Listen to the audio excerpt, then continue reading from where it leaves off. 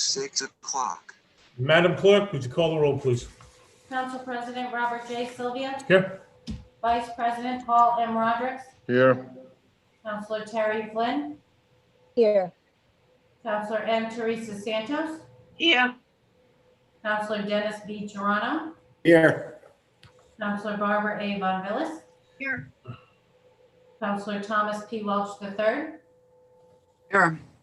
We have a quorum, Mr. President. Thank you. Ladies and gentlemen, please join us in the pledge of allegiance to our flag.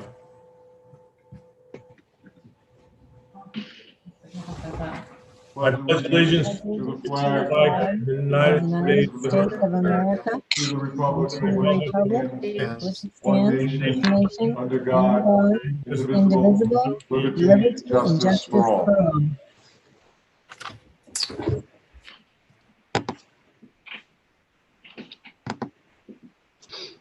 Okay, good evening. Item number 1, pursuant to Article Chapter 16, 221, pre-budget consultation, annual reports, appropriation request to budgets, at least 60 days, but not more than 90 days prior to the formal submission of the school budget to the appropriate city or town officials by the school committee. There shall be a joint pre-budget meeting between the school committee and the city or town councils at or before this meeting. Number 1, the highest elected official of the town or city or town shall submit to the school department an estimate prepared in a manner approved by the Department of Administration of the projected revenues for the next fiscal year. In the case of the property tax, the projections shall include only changes in property tax base, not property tax rates. Number 2, the school committee shall submit to the city or town council a statement for the next ensuing fiscal year of anticipated total expenditures, projected enrollments with staff and facility requirements, and any necessary or mandated changes in school programs or operations. Motion to begin the pre-budget consultation pursuant to section 16-2-21. Second. I have a motion and second to begin. All in favor? Aye. Oh, Item number 1 is a communication from myself, President, Middletown Town Council, RE, information in accordance with Rhode Island General Law 16-221. Motion to receive said communication. Second. I have a motion and second to receive. All in favor? Aye. aye. Item number 3, memorandum of Teresa Spangler, School Committee Chair, with enclosures, RE, pre-budget consultation, FY 2022 documentation to follow. Motion to receive said memorandum. Second. We have a motion and second to receive. All in favor? Aye. Okay, Mr. Brown? Thank you. Are we going to bring the school? Oh, Rosemary's on. That's what I needed. I think the superintendent's on, and I also see the chair. Perfect. Spangler. Okay. If we can start the presentation, Mary.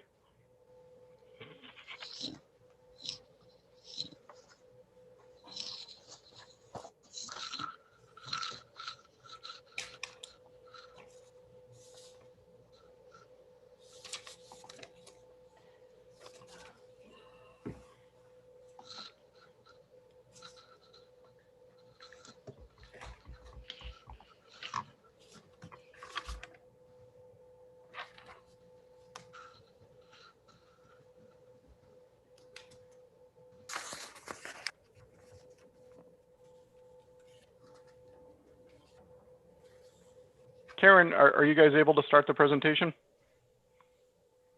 They're working on it, Sean. Okay. Thank you, Paul. Yep.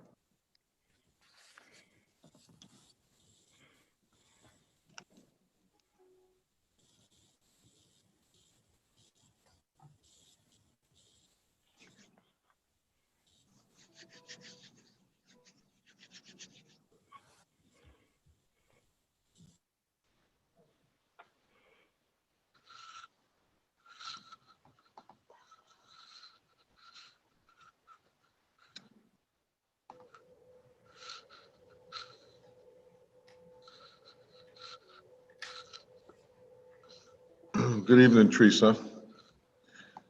Good evening, Rosemary. Good evening. How are you? Good, how you guys doing? Good, thank you. Good. Teresa, again, congratulations on your chairmanship. Thank you. I'll My second pleasure. that too, Teresa. I look forward to working with all of you again firsthand.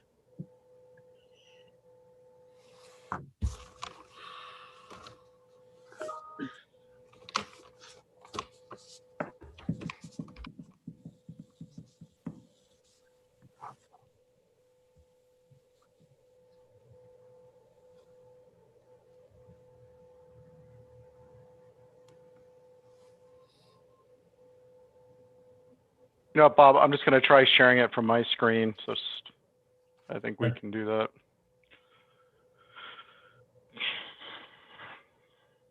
There you go. That's it. So I apologize for the delay. Tonight, as Bob read into the record or reviewed the agenda, we have a responsibility as a community to do what is described under Rhode Island state law as the pre-budget consultation. This is an annual requirement required by communities and school districts across the state, and it's something that we've done for a number of years. And really, it in the end turns out to be a kickoff conversation between the town and school about the revenues that can be expected over the upcoming year, which is probably one of the most important things to consider as we look at the upcoming budget. And there are also requirements for the school department to disclose certain pieces of information.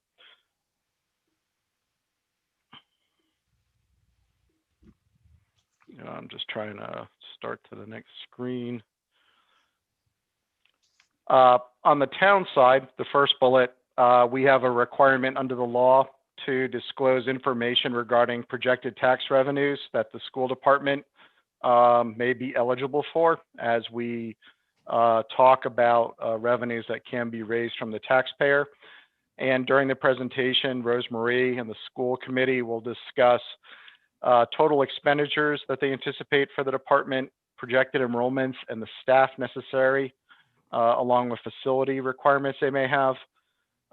They will talk about estimated enrollment and payments for charter schools, and lastly, necessary mandated changes in school programs and their operations. This slide basically is a high-level description of the revenues that we can anticipate in the upcoming year. Right now, based on the forecasting that's done by the finance office and the school business office, we're estimating that we would see about $72 million worth of revenue. That's a $3.1 million decrease, or 4.17% less than last year. And what you'll see in the upcoming two slides is that a lot of that is based on a loss of non-recurring revenue that went towards capital purchases. On the town side, just really quickly looking at this, you'll see an increase in revenue of $425,000, which is funds being transferred in from special revenue funds for capital projects.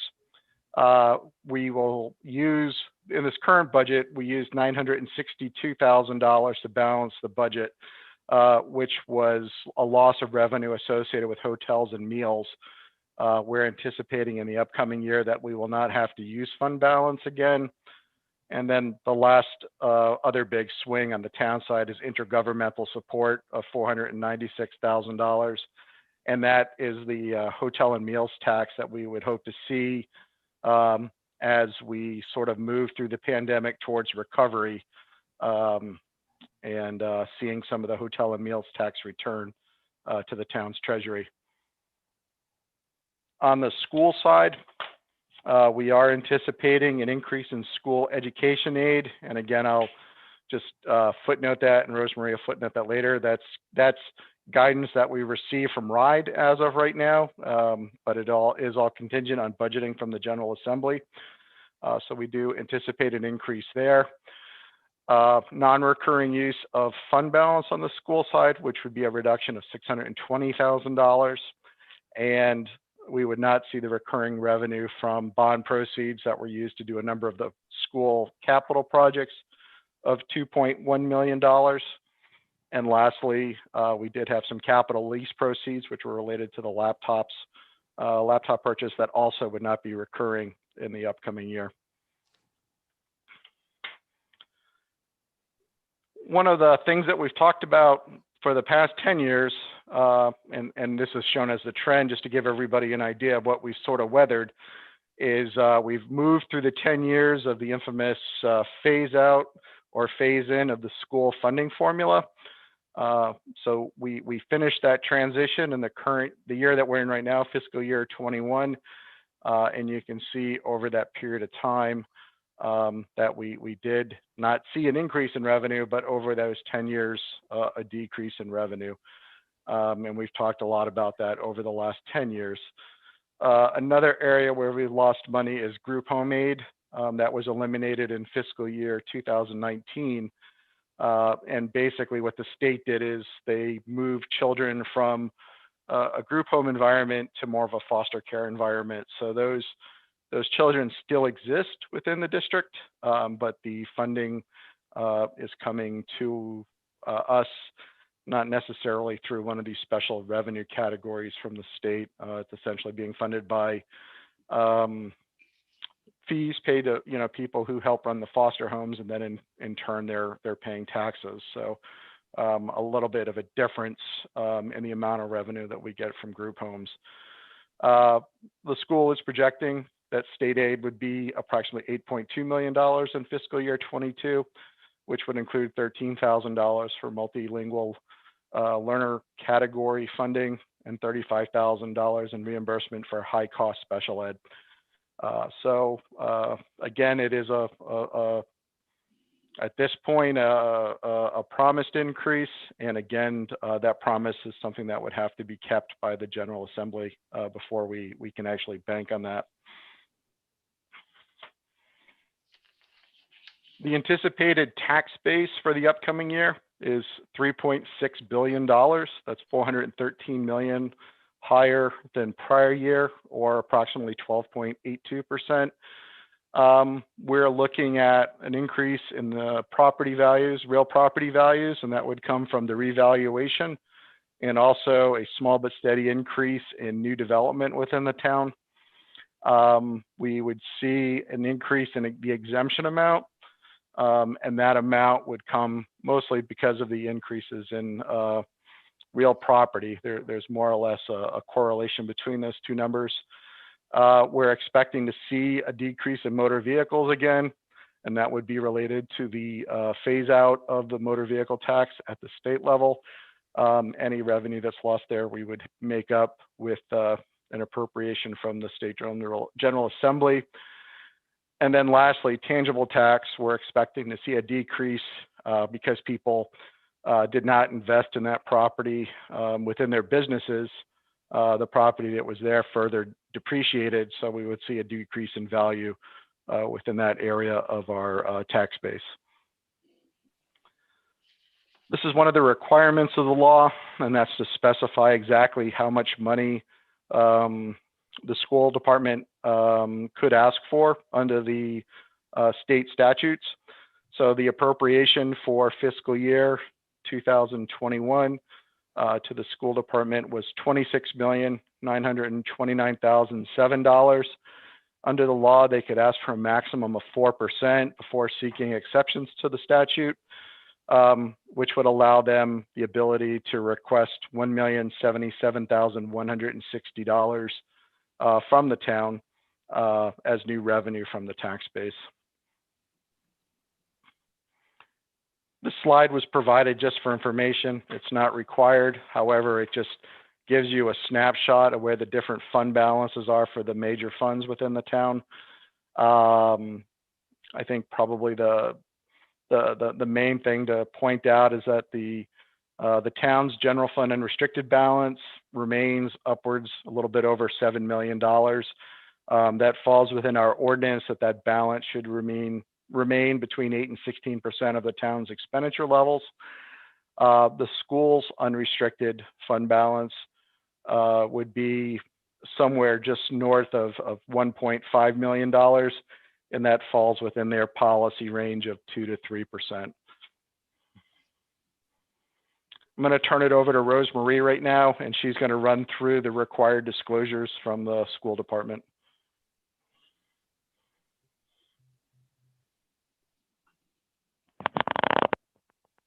Thank you, everyone. I want to thank both sides of the finance department, both the town and the school, for helping us put this together for tonight's presentation. So we will go through these. The first slide is a requirement in terms of staffing. What you see before you is our current staffing, 289.6 staff members, ranging from our certified staff to bus monitors. So you see the number of staff that we have there. Not included in this are our Newport County Regional Special Education Program staff of 13.9. So that's what we currently have. The next is our enrollment. And you see 4 columns there, 5 columns there. One is our grade levels. The next is what we call our October enrollment, October 2020 enrollment, where we had to upload to the Department of Education a snapshot in time. At that point, we had 1,955 students. I want to note that this does include our students who are on full distance learning. We had a number of students who decided not to come in person, but we are educating these students in a distance learning format. This decline also includes a number of families who opted out of public education totally and wanted to homeschool their children. This was all due to COVID. They didn't want an option of the distance learning. Parents and families wanted to educate their children through homeschool program. And across the state, we have noted that homeschooling families have gone up in every district. Last year, we usually have 25. This year, it's close to 99. And that's why we're lobbying at the state level to have a whole harmless in terms of our state funding, because we're working with very skewed numbers in these COVID times. So for instance, free and reduced hot lunch would be a factor in determining state aid. Well, currently everybody is free. So we're not using those numbers, those applications. And also our enrollment numbers are skewed. Again, this is typical in every district in the state. The second column I provided for you, if you could go back, I'm sorry, Sean, if you could go back, you see what was NESDEC projected. They projected 1,968. Currently in October, we had 1,955. So we were close. The fourth column there is what we're projecting next year. Again, I have not included the possible 99 or a percent of those students who would return if everything is back to normal and not homeschooled. These are just the numbers that we're having as 1,977. The NESDEC projections have us a little bit higher at 2,053. Can I just interrupt for 1 minute, Rosemary, please? I just wanted to let you know I was on a meeting this afternoon talking about these numbers with the Commissioner of Education and other school committee members, school committee chairs. And one thing that they were talking about regarding skewing the funding formula was attendance, because the attendance situation within the state, it's not just Middletown, is very difficult for counting absenteeism versus here. So if they're at home in their school, so that is skewing our attendance when you look at those October numbers as well. And I just wanted to share that because the state is RIASC is working with the commissioner very closely, and they had suggested, to meet with our legislators like we would normally do, but that has got to be taken into consideration with the funding formula, because the absenteeism or marking absence is is not true accuracy of our numbers. So I just wanted to share that because those numbers are skewed for sure. Thanks for adding that, Teresa. The second requirement, or another requirement, is to address the number of students who attend charters or alternate school settings and the Korea Tech program.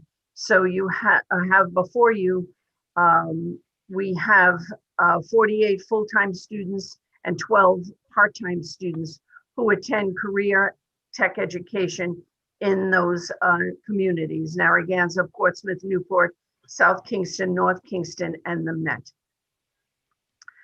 The other piece is the charter schools. Currently, we only have 5 students attending charter schools: Compass, Kingston Hill, and East Bay Career Academy.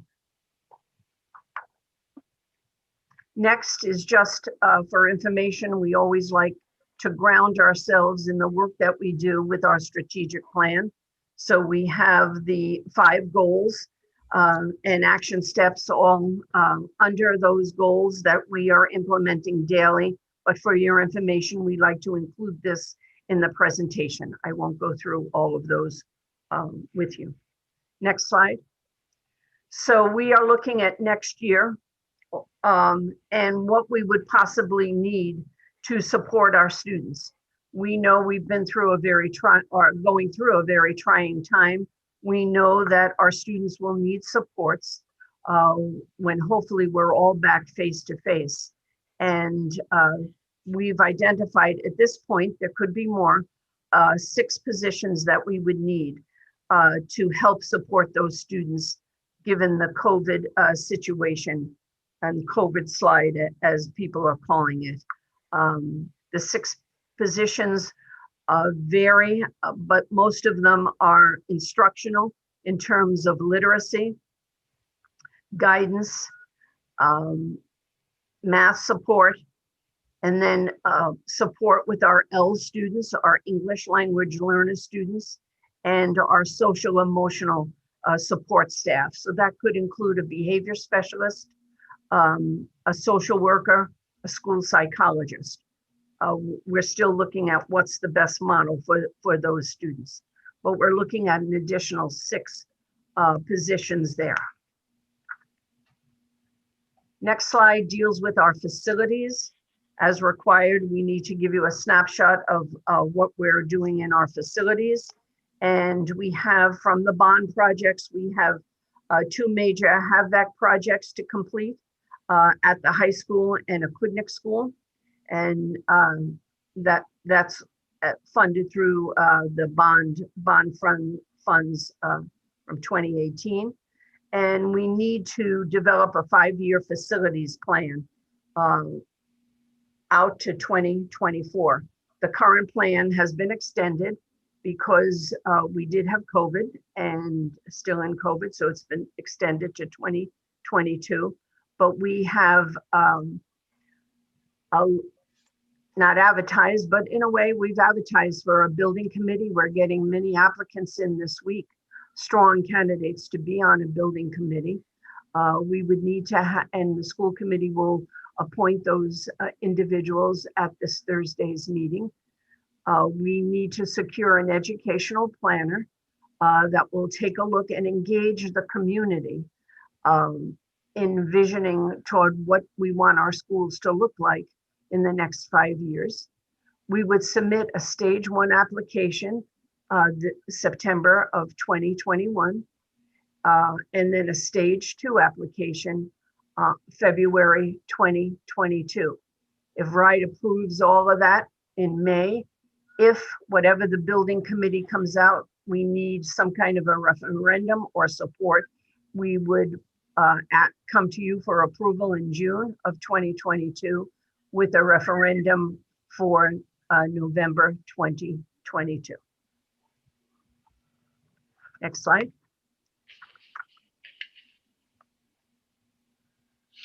Next slide is just a slide we took from RIDE that shows you the timeline of when and benchmarks of when we need to get things to the Department of Education.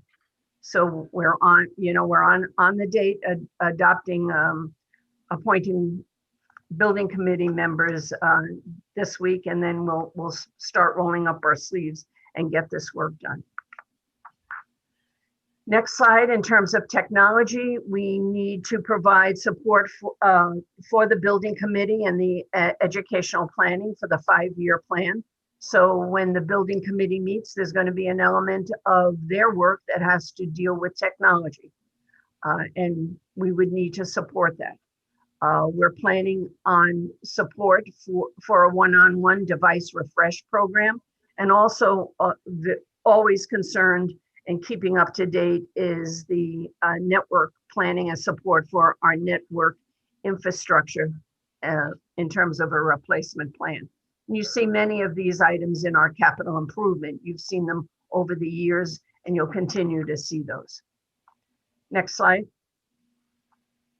Next slide, as shown, showed the state aid. This is just our anticipated total budget of expenditures. Over the years, you see the trend, and then this year, current year, FY21 and 22. So that, as Sean mentioned, and I will reiterate, there are many unknowns at this time based on staffing. Contracts, we have 3 groups of contracts up this year. We have our teachers, we have our teachers' assistants, and we have our custodians. Contracts expire. Where are we with benefits in terms of the cost of our benefits? Student tuitions, if they go out, and the mandates, and I'll address the mandates in another slide. So this can change, but this is the information we know at this time to provide you for this pre-budget consultation. So there are mandates that the Department of Ed and statute are required, and these cost money. And again, you'll see more specifics. RIDE regulations and statute have curriculum implementation requirements. We are doing English language arts this year, and you'll see years out what we need to do. So there's a total overhaul of curriculum at the state level. Every district will be working on literacy, will be working on math, will be working on science. So it's a very thoughtful, regulated process that districts are going through. The other piece is the change in the statute with regard to school principals and their role in hiring, with their role in managing their facilities, budget preparation, and school improvement team. There are regulations for us based on our numbers with our English language learners, and our English language learners numbers have increased, and we will need to add an additional staff member and also a coordinator. We are working to try to share a coordinator with possibly another district in terms of shared services to minimize the cost, but really meet the spirit of the regulation. But that's out there if those things don't work out. We need to continue to enforce our, at Middletown High School, our career pathways in engineering, robotics, and computer science. And also in addition, which has been very well, our students, we have over 100 students involved in this in our biomedical science. So we need another year of the biomedical. We have this year, we need another year, and the 3rd year we will be a certified career pathway in biomedical. Always an exploration of our pre-K program, and if we can partner with agencies to afford this opportunity for our families in our community, that is something we would do. And we want to expand our Beyond the Bell program to include adult education and adult transitions. In a few slides, you'll see we've had success with this, and we know We know what we need to do to expand it to meet the needs of our adult learners and adult transitions. Also, we have a great resource here, our planetarium, and that needs to be revitalized and used as a resource for everyone in our community and in our state. And then we continue to assess our safety. Next slides. In terms of priority, again, our strategic plan drives the work that we do. We have a kindergarten through 12 curriculum revision that Department of Ed and statute says we need to do. We know that we need to close the gaps in learning as a result of the COVID. And then in general, when you look at our test scores, you see that certain subgroups perform better than other subgroups. So that's called closing the gap. We need to address our social emotional learning needs of our students. What our students are going through now, the isolation is really, and their families is really very critical. We need to continue to provide professional development for our teachers and staff. Safety, security, and health are always number one, and to support our physical plan, the 5-year plan. So the next piece is, we want to touch a little bit on what this curriculum means to us. So I'm going to ask if our assistant superintendent could be moved as a panelist so she can talk to this, Mrs. Fonseca.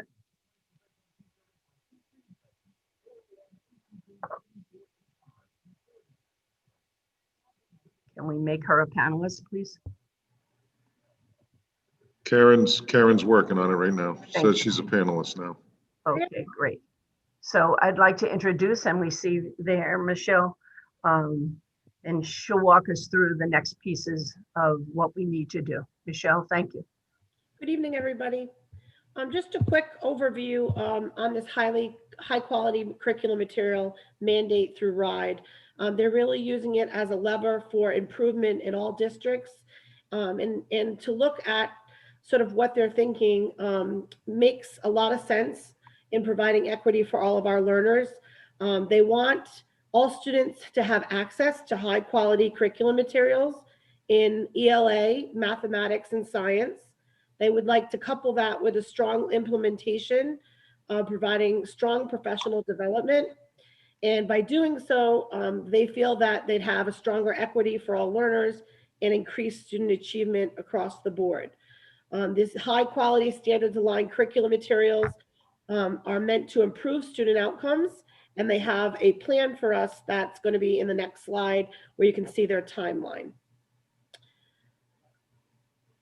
You can go to the next slide, and they've gone to a tight timeline here that's already underway. Between now and 2025, we will have had to implement all 3 curriculums, K through 12, in ELA, science, and math.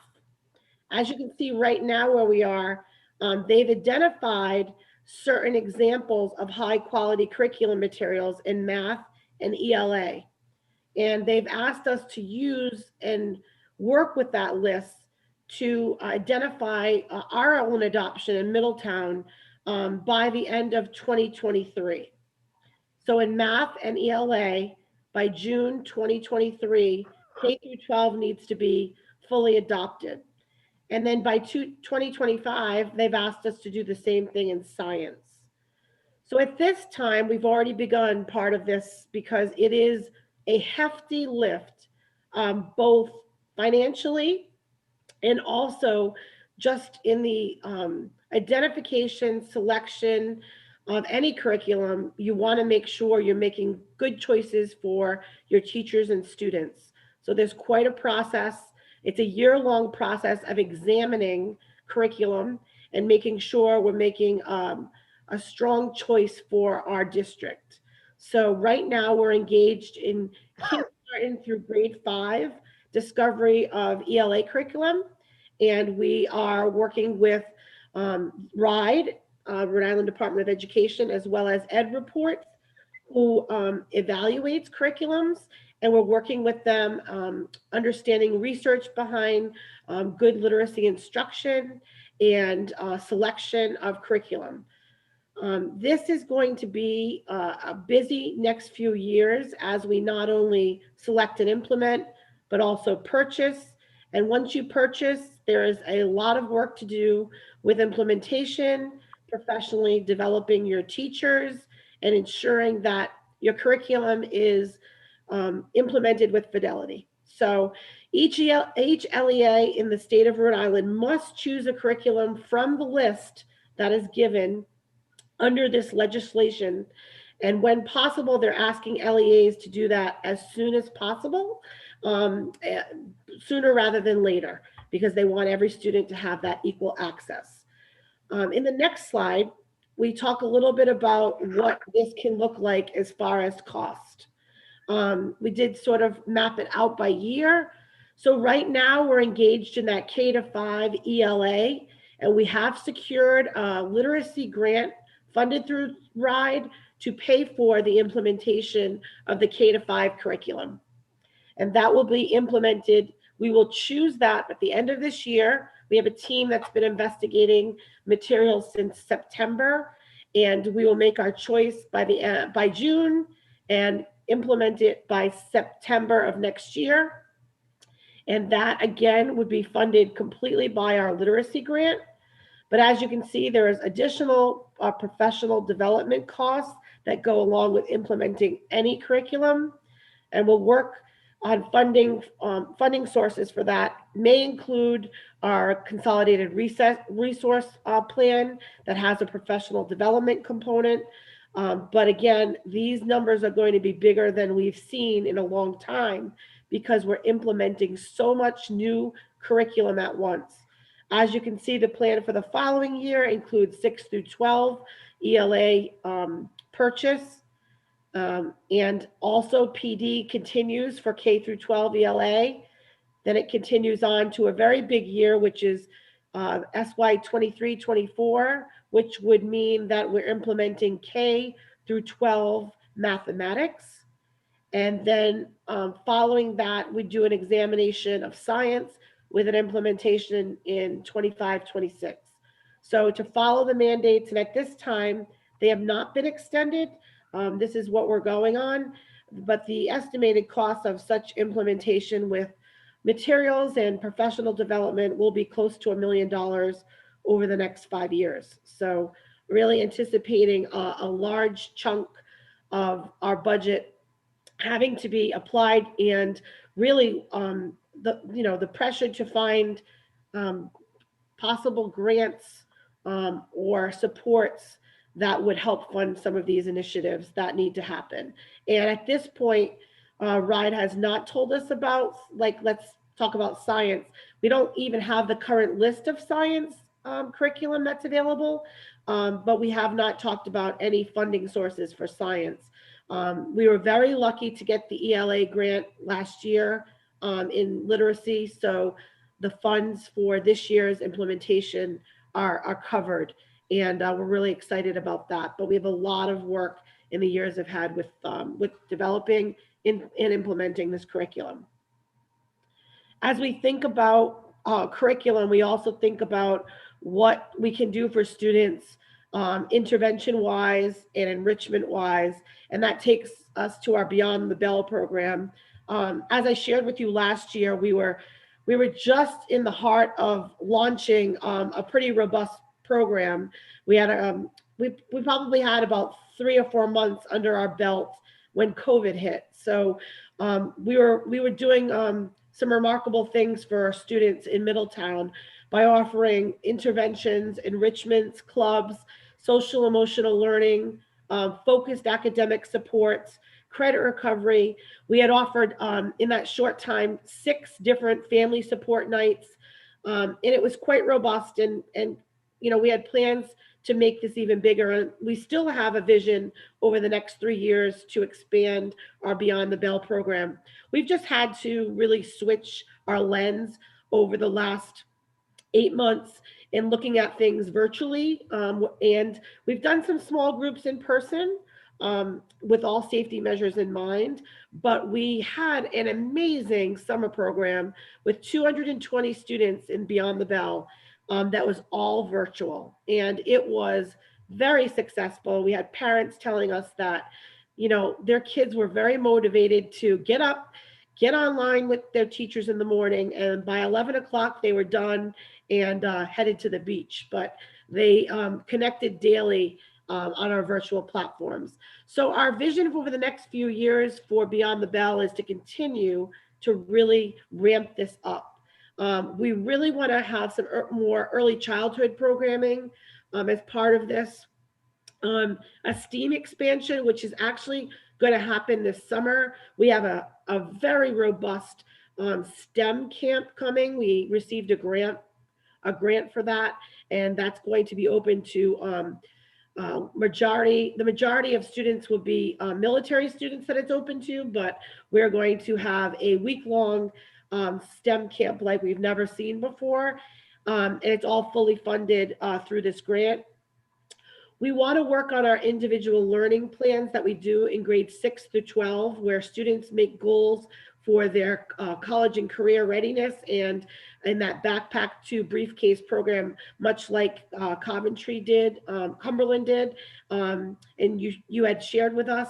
We'd like to expand into something of that nature, as well as adult learning programs. We had already been offering some driver's ed and some nursing programs, and we want to continue to expand those, as well as expand our prep courses for SAT and AP classes. We just have sort of a large vision for where this could go. And currently we have part-time coordinators who are teachers during the day and sort of coordinators at night, along with our MCOSI staff. But to really blow this up, this is kind of where we want to head over the next 3 years. Thinking about transportation, so that's been a cost savings this year. We haven't had a lot of cost in transportation because we've gone virtual, but we do want to get face-to-face back with many of our Beyond the Bell programs as soon as we can. To ramp up in a 3-year plan, we would need a full coordinator, somebody that's full-time rather than our part-time coordinators. We'd need more teachers for that as well. And then looking at funding sources, obviously we're heavily funded right now through a McKinney-Vento grant, which allows our homeless students to access all of these extended learning opportunities. Also our MCOSI grant, which they have grants within that grant, including the Van Buren Literacy Grant. Our general fund adds to this. We have federal funds from our CRP. And of course, we would certainly entertain and love to work with you on future funding to expand this program even bigger for our town. So that's sort of the vision, but very important to understand that when we look at student achievement and we look at COVID slide, there are just a few really important elements that go into making sure kids make their growth targets and continue to improve. And that's curriculum, that's professional development, that's enrichment, and that's intervention. So those components are all included here in this budget plan to ensure that our student achievement continues to grow over the next few years. Just coming back to the town side, the town council is working on a strategic plan and budget priorities. That's a discussion that is later on in the docket. They'll continue. Some of the themes, though, that have come out, and these have been themes over the years. The first one just this year, looking at the pandemic response, looking at proactively addressing health and fiscal challenges associated with COVID, and continued effort looking for cost efficiencies within the organization, citizen engagement, trying to work through the distance that COVID's created, but creating as many opportunities for citizen participation in government is really important to the town. Strategic planning, continuing to establish a vision and prioritize our spending and resources towards the things that are most important to the town. And probably the biggest multiplier is the economic partnerships we have. We are part of a very dynamic environment on Aquinic Island in the state of Rhode Island, and there are a lot of opportunities, and we need to continue to forge those relationships. There are some big challenges in the upcoming budget. Just bringing this to a close. We need to work to get people vaccinated. We're not going to get to the recovery phase of the pandemic until we get enough people with vaccines. So that is one of the big priorities in my office right now, and is really an effort that's all parts of the staff are participating in, getting ready for the state when they can get enough vaccine in to assist in getting it to our populations. Economic recovery at the individual level. We've heard of the help that's coming out of Washington. You know, we've had the $1 trillion stimulus that passed, and now there's the discussion of the $2 trillion stimulus. But we want to continue to advocate for people to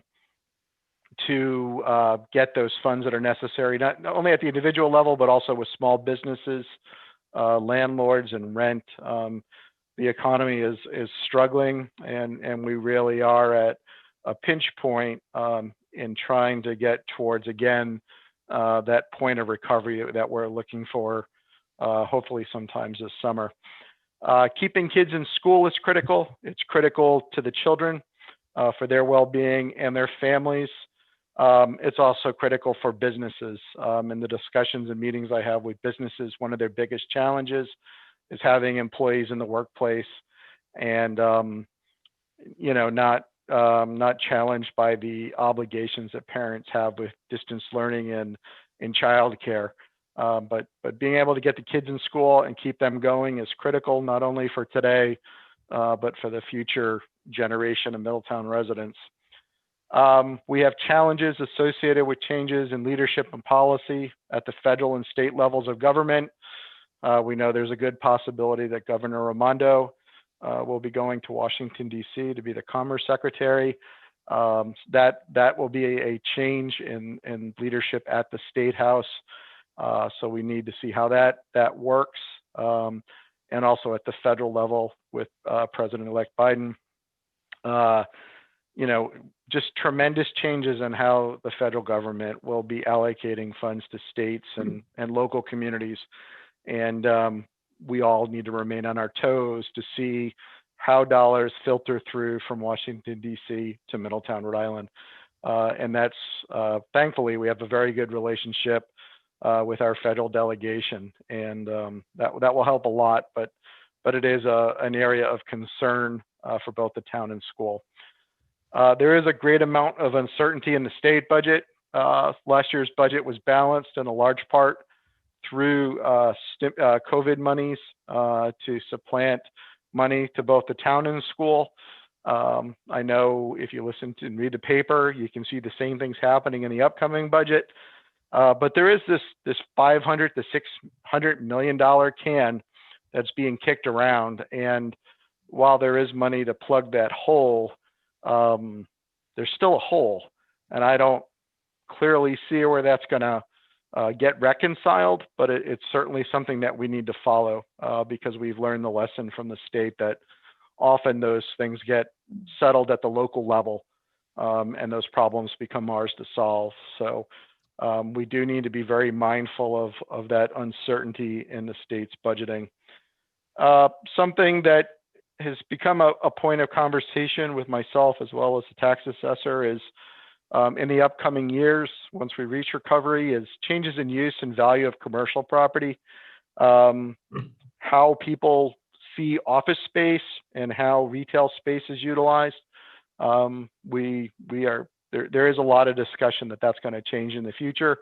That is a large part of our tax base and something that we'll need to be mindful of as we look at the tax base and how we tax going forward. You know, on the retail side, we start to see whether or not this is going to be a period of time when the idea of fulfillment centers becomes accelerated. Fab Labs, those type of things. Those could become more of a reality for us.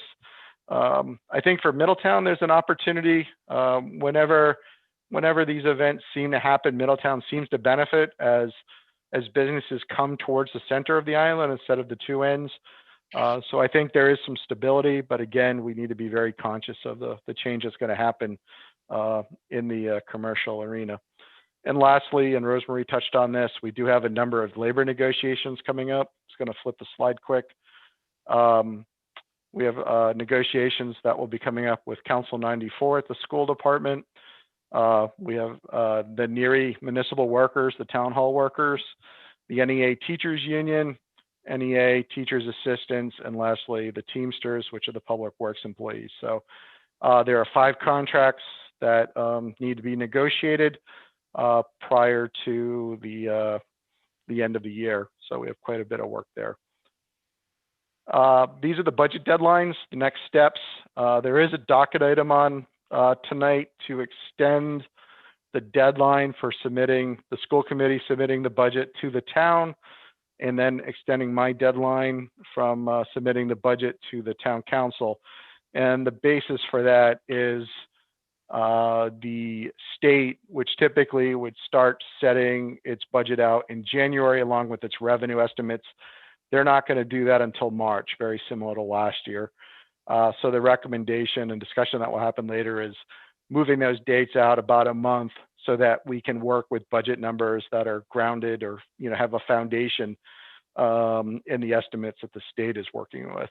So these are the dates prior to that proposed change, but gives you an idea of the approximate timeline that we would be following. And I believe that is the end of the presentation. We have a little bit of time for questions and answers. This has been really quick, and it always is, but it really is intended to give you a snapshot of what the upcoming year looks like. Thank you, Mr. Brown. Madam Chair or Madam Superintendent, I have one question. I'm going to open it up to my colleagues, not to get into a lot of detail, but I thought it was interesting to note that our charter and vocational ed cost per student was much lower than our Middletown cost per student. If I did my math correctly, and I just did it fast, if I look at the technical education pathway, that shows a cost of like $14,000 per student. And then if I look at the charter school, it shows like $15.4 thousand per student. And if I'm right, and please correct me if I'm wrong, our student cost is somewhere between 18 and 19,000 per student. Is that a fair number? I think you're spot on there. Yeah, give or take, yes. So my question is this: has this always been the case? Has our vocational student per course always been a lot lower in our charter school cost than our actual cost per student in Middletown? The vocational, I can speak to at least Rogers vocational, and actually probably most of the ones where our students go. Districts have been keeping their tuition pretty stable. Speaking to the superintendent in Newport, there'll be no increase. So that's probably been the same for the last 3 years. It's, people are recognizing that it's a challenge financially, but they still want the students. I understand that, and I appreciate your honesty on that, because if you look at it, and this is based off of your memorandum and your numbers, it shows it's like $4,000 to $5,000 per student cheaper than what it costs us to educate one of our children. Yep. And there are a number of factors that go into that per pupil costs that are not particularly the per pupil costs of students going to a CTE program, other CTE programs, or to a charter schools. understood, but I just thought it was, Mhm. interesting to note that, that it's a lot lower. Can I ask a question, Rosemary? Is transportation included in those costs, or? Because I know our buses to Rogers is our buses versus having to pay. No, and that's a good point, Teresa. Transportation is not included. It is to Rogers, but not to the other ones. If the other, if students opt to go to a Narragansett or a Portsmouth or South Kingston, North Kingston, the transportation, bus transportation is not included in that. And the transportation is included in our cost for for our students that are in our schools. Mhm. We except can get you a breakout because that's a great question, Bob. It's a great question. What, comparing the costs, the tuitions, and what Yes. really goes into that. So, I could just say it jumped right out at me when I Yeah. looked at it. It jumped right out. Yep. I mean, when you're looking at $4,000 to $5,000 per student difference, mhm, that jumps right out at me. right, we can get to Any those. council have any questions they'd like to ask? Vice President. Thank you, Bob. Michelle, I have a question. It could be you, Rosemary, or Teresa. So you covered, it was interesting that you covered the curriculum legislation from, I think, 2019 and what's expected from math, ELA, and science by 2025. And obviously the cost associated with that was roughly $1 million, 990,000. Out of the 990,000, 425 of it was for professional development. So having said that, I look at, you all know I have a son in school. And so, given the times, everybody's doing the best they can, I'm sure. But these kids are falling behind, a lot of them. And I think you see that. And listen, my son, he's gotten some extra help here recently, which has helped him. But I can't help to think all the kids that are falling behind. And it's great that there's a plan and what the state expects by 2025. And Michelle, you may have touched on this. I think we really need to, just my opinion, I'm not an educator, you guys are the educators. I think we really need to really look at this and maybe, raise our hands and go, hey, wait a minute, our kids can't be the only ones struggling through this. So as we move forward with a plan and, higher expectations, kids that are already getting left behind, what happens to them? It's great that they want to raise it, number one. Number two, they obviously don't want to pay for it, which is a whole nother discussion. That the state continues to, put the burden on additional expenses, whether it's education or building or whatever it is with the town. It's great that they have the vision, but let's get real here.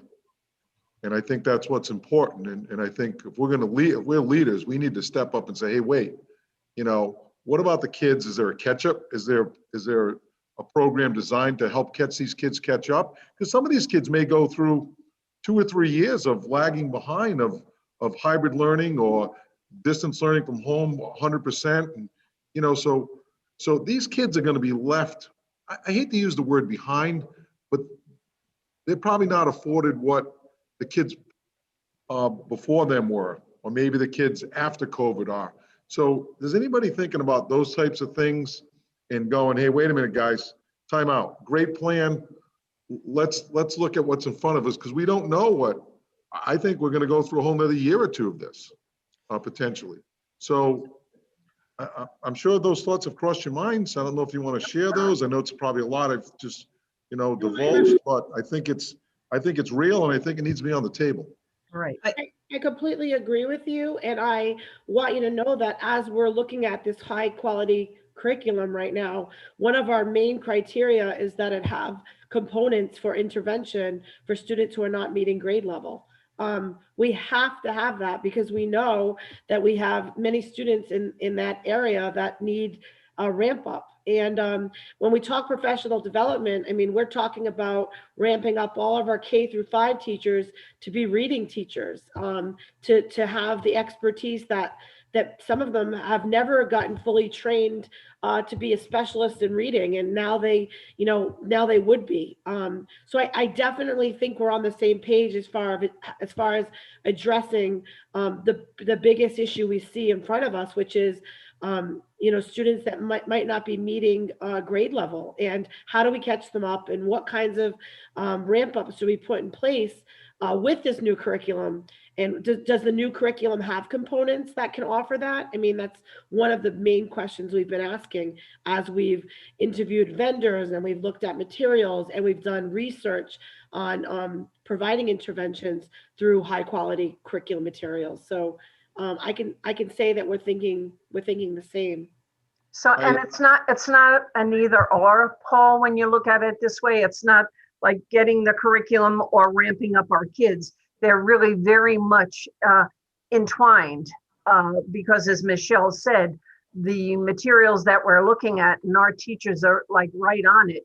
How is this going to help support the kiddo that's struggling, particularly this year and last year with the situation that we're in? So that's why we've also put in that we need those extra teachers to help support that, and the Beyond the Bell program. So it's multifaceted supports for those students.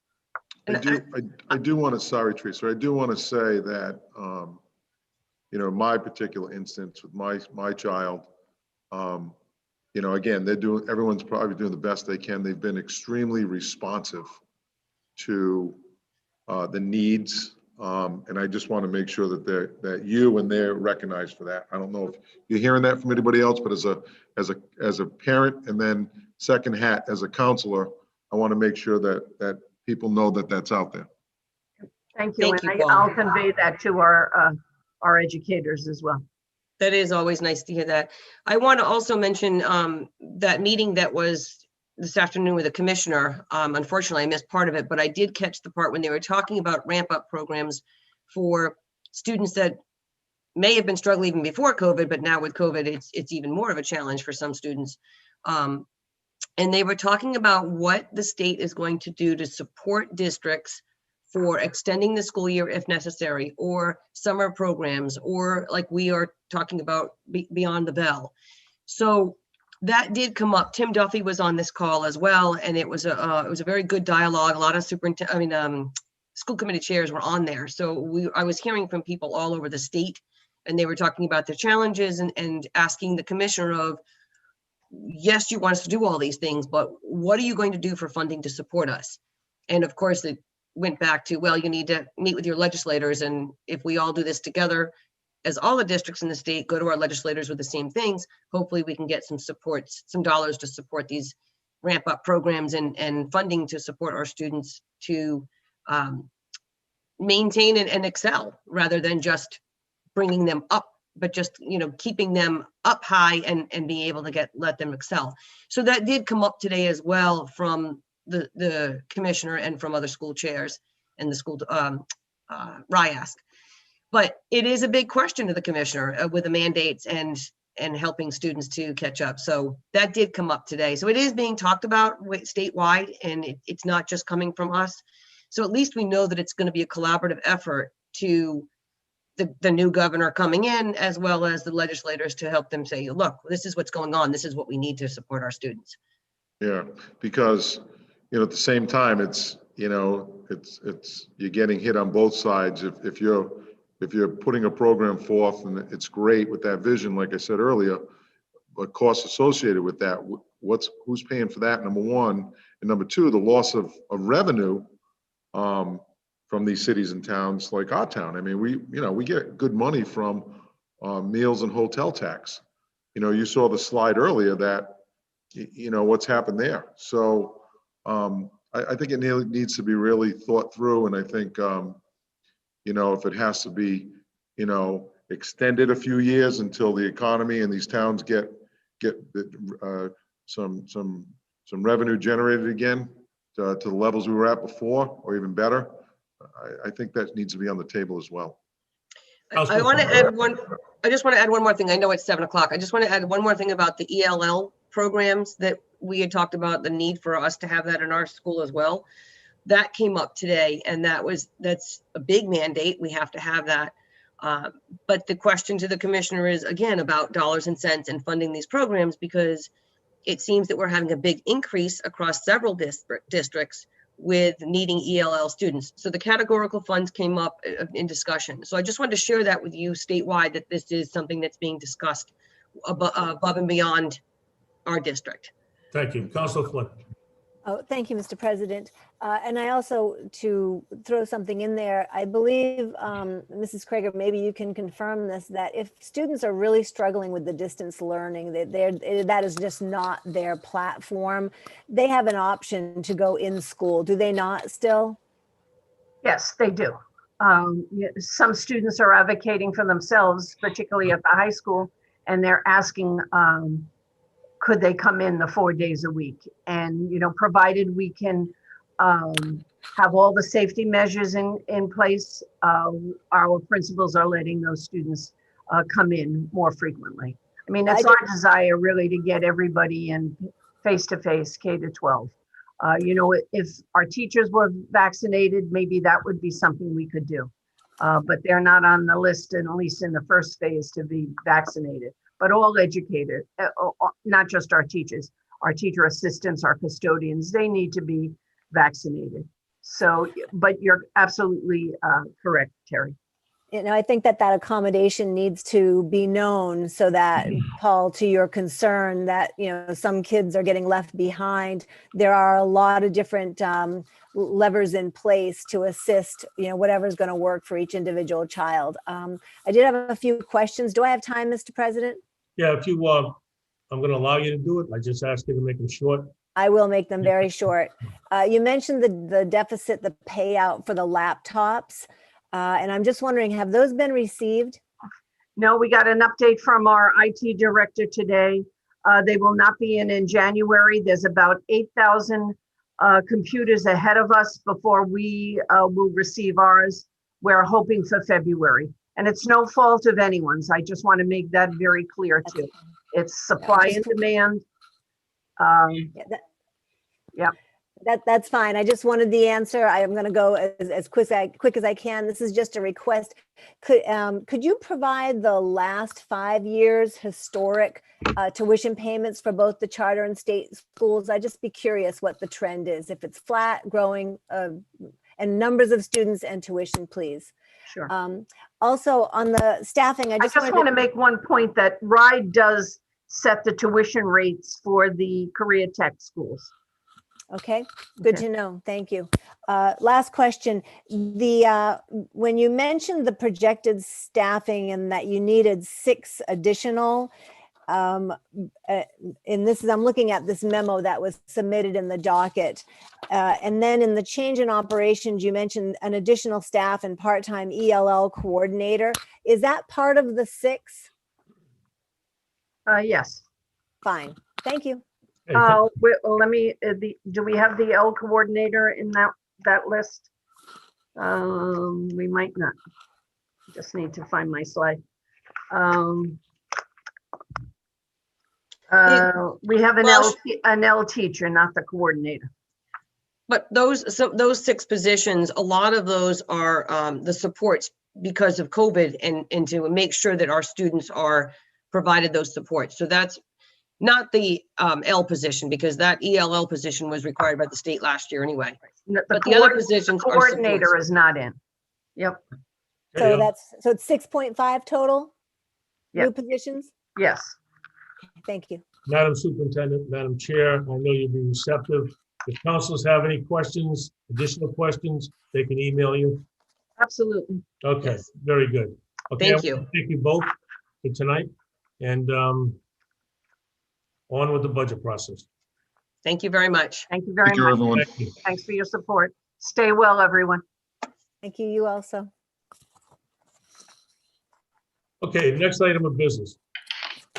Item number 4, public forum. Pursuant to Rule 25 of the Rules of the Council, citizens may address the town on one subject only.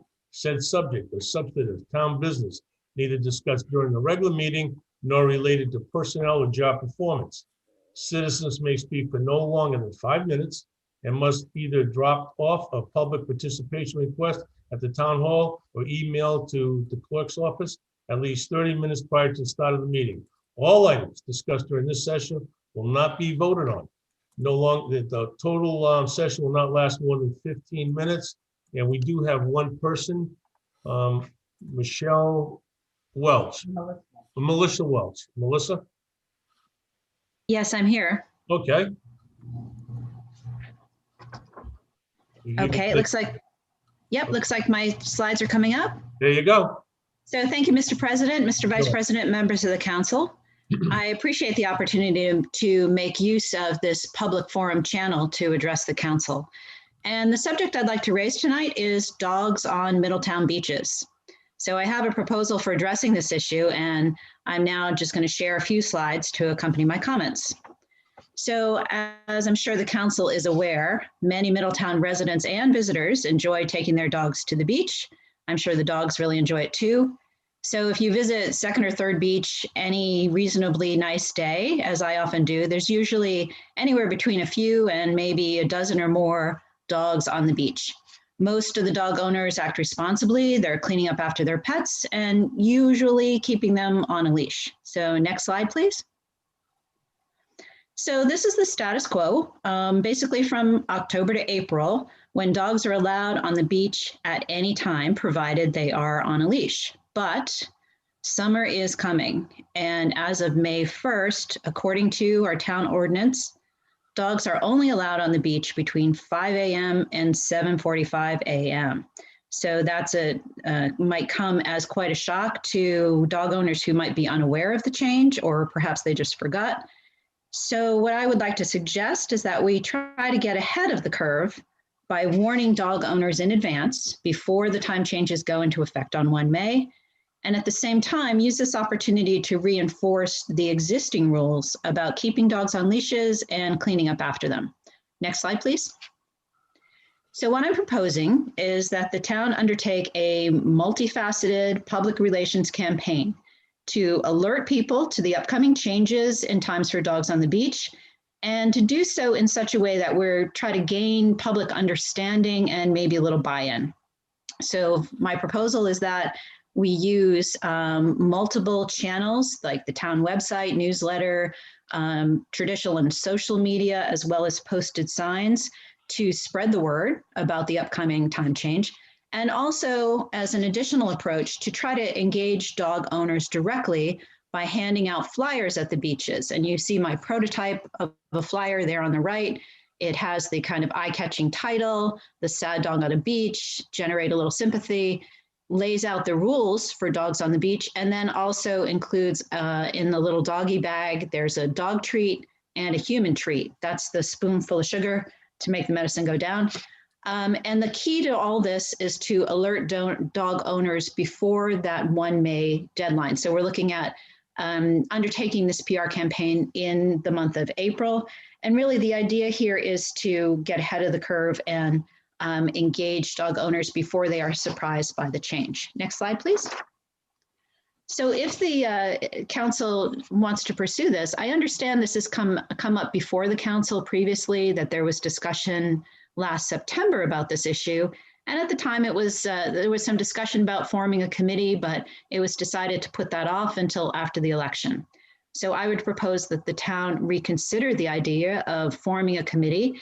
And what that might entail would be, first of all, gathering together stakeholders, interested parties. So as you can see in the graphic on the lower right, some ideas about who might be part of that. Obviously, the animal control officer, people involved with managing the beach, town officials, concerned citizens, etc. The idea would be to develop the message and ways of getting that message out, to actually implement the plan, and to compile feedback and come back to the council with recommendations for follow-up actions. Next slide. I also want to note that this proposal does align with the 2021 beach operating plan, particularly the provisions to be good stewards of the natural environment, create a positive experience for all beach patrons, and most directly to improve messaging related to restrictions on dogs. Next slide. So with that, I very much thank the council for its consideration of this proposal. I'd welcome any feedback, questions, or follow-on actions, and I thank you for your time. Melissa, let me just make a comment. I think this is fantastic. I love your presentation. I think this is great. And although pursuant to our rules of the council, we won't be voting on anything like this tonight, but I'm very confident that it'll be brought back for the future. Any Thank you, colleagues? Mr. President. Vice President? Yeah, hi, Melissa. I think it was a really good presentation as well. What I would like to just maybe throw out there too is, maybe down by the Big Rock or the entrances to the beach, Sean, the traffic signs, the electronic ones, the trailers, maybe we start those in April with the message, hey, beach opens here, dogs need to be on a leash, off the beach by 7:45, need to be on a leash. Maybe that message can go through the traffic signs starting sometime in April. Any other colleague want to make any comments? Councilor Santos? Melissa, great presentation. Would you also consider incorporating into your presentation the town-owned property, especially the Paradise Park? We've had problems down there with loose dogs. They travel all over the place. They go after the smaller dogs.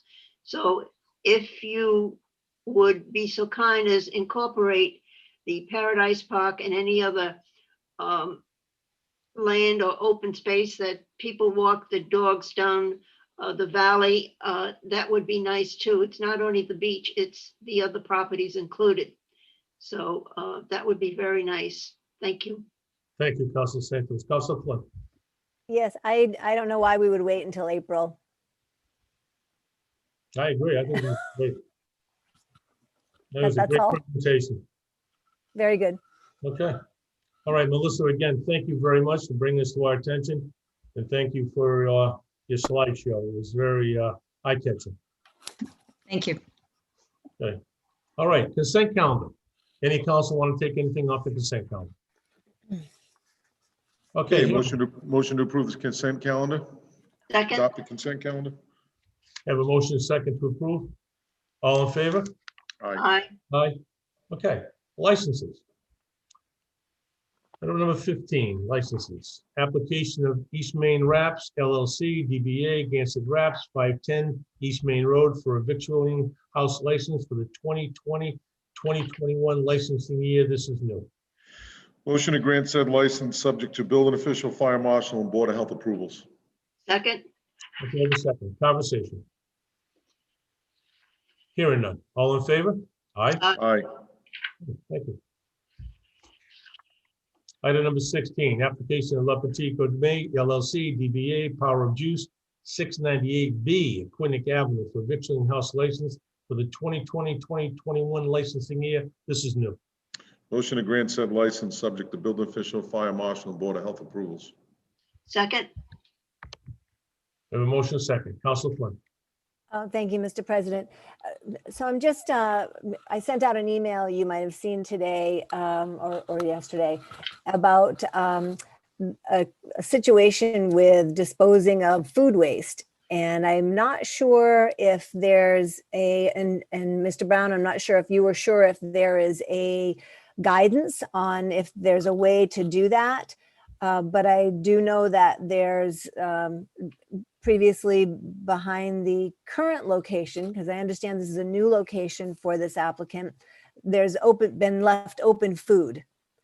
And so I'm not sure if we can add or if we want to talk about adding a line that they'll comply with all food disposal ordinances, or if the council thinks that's necessary or not. But I think it's been a number of times, and I don't think it's a good idea, especially in the warm weather with rodents and whatnot. Mr. Brown, you want to comment?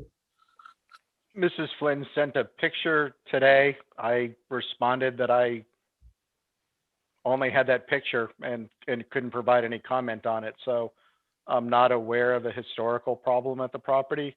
I, again, only received the picture that Mrs. Flynn talked about.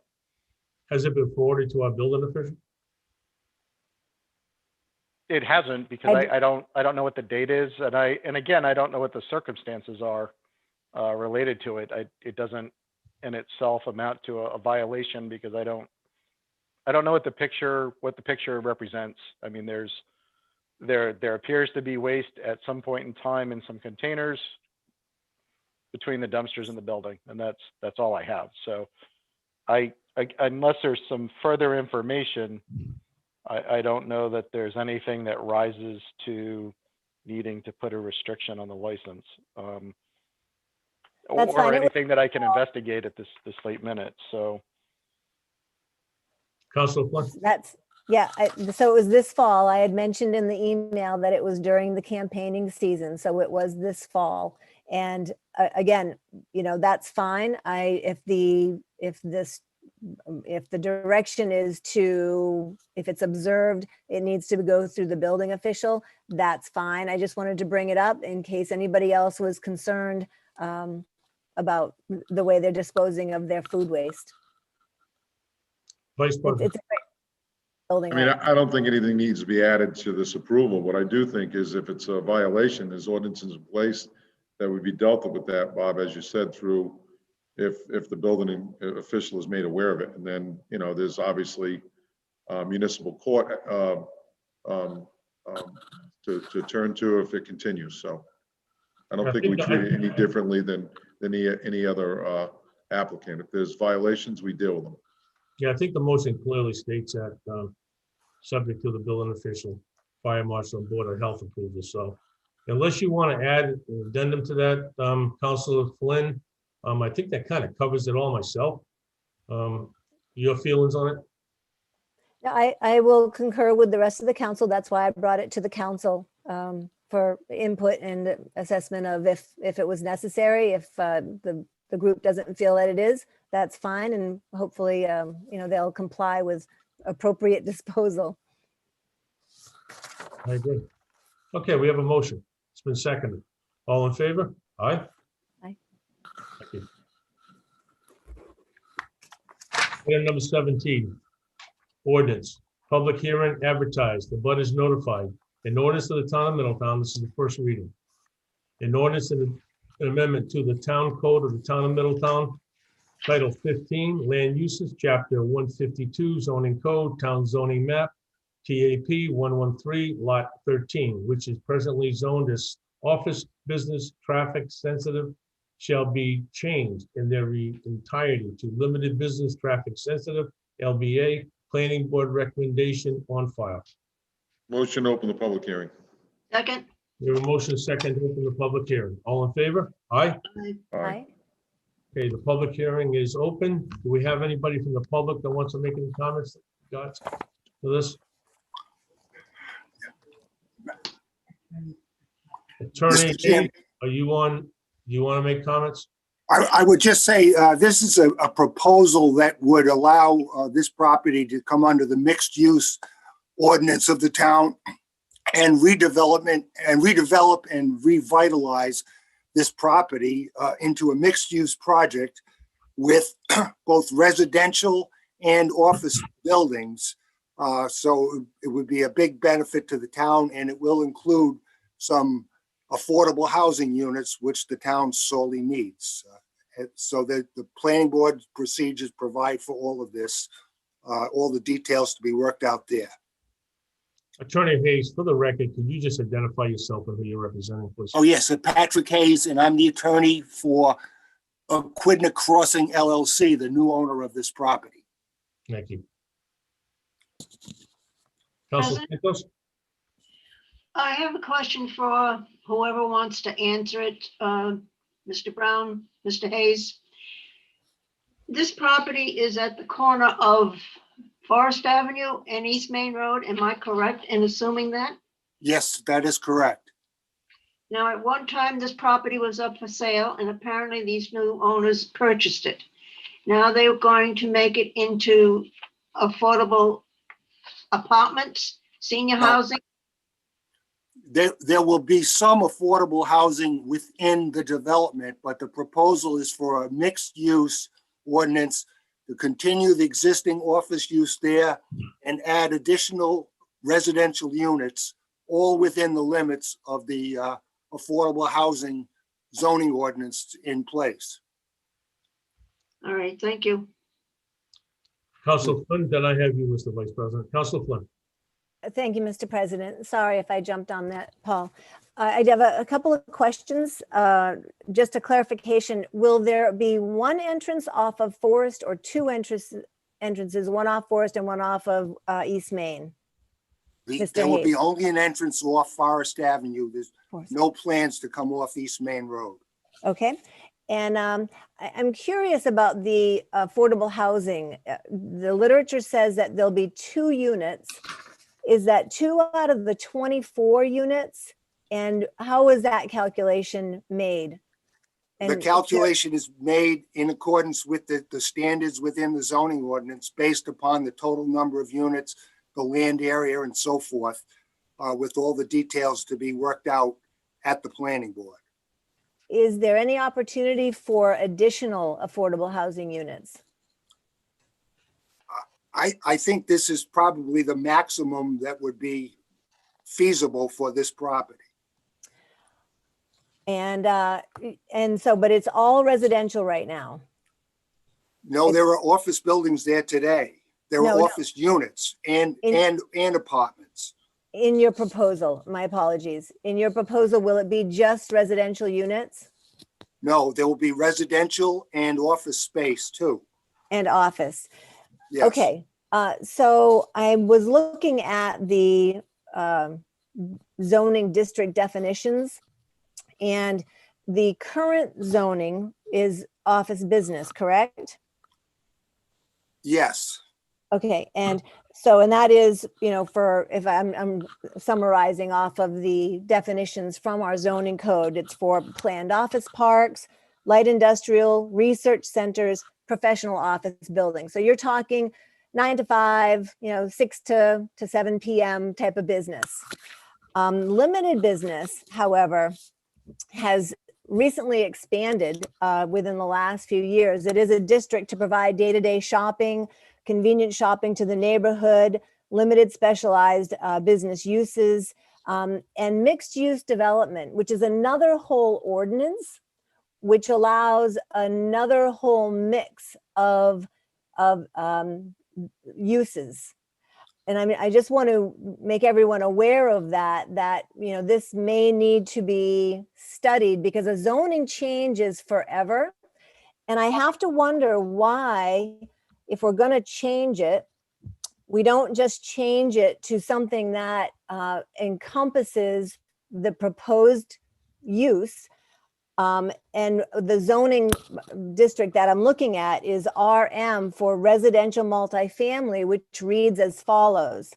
This district is established to provide areas for multifamily housing, including apartments and condominiums, meeting certain design and site planning requirements, and where complementary non-residential uses may be allowed. So you could still get some offices there, but that's not your intent. It's simply residential. So is there a reason why you went for limited business as opposed to this residential multifamily? Well, the existing limited business zone is across the street on Forest Avenue. So you'd really just be expanding that zone rather than creating one lot of a different zoning ordinance. So it fits within that, and the plans and the incentives, the way this worked, my client felt that the best use of the property would come under the mixed use zoning ordinance, which allows for approximately 10,000 square feet of office space on that property.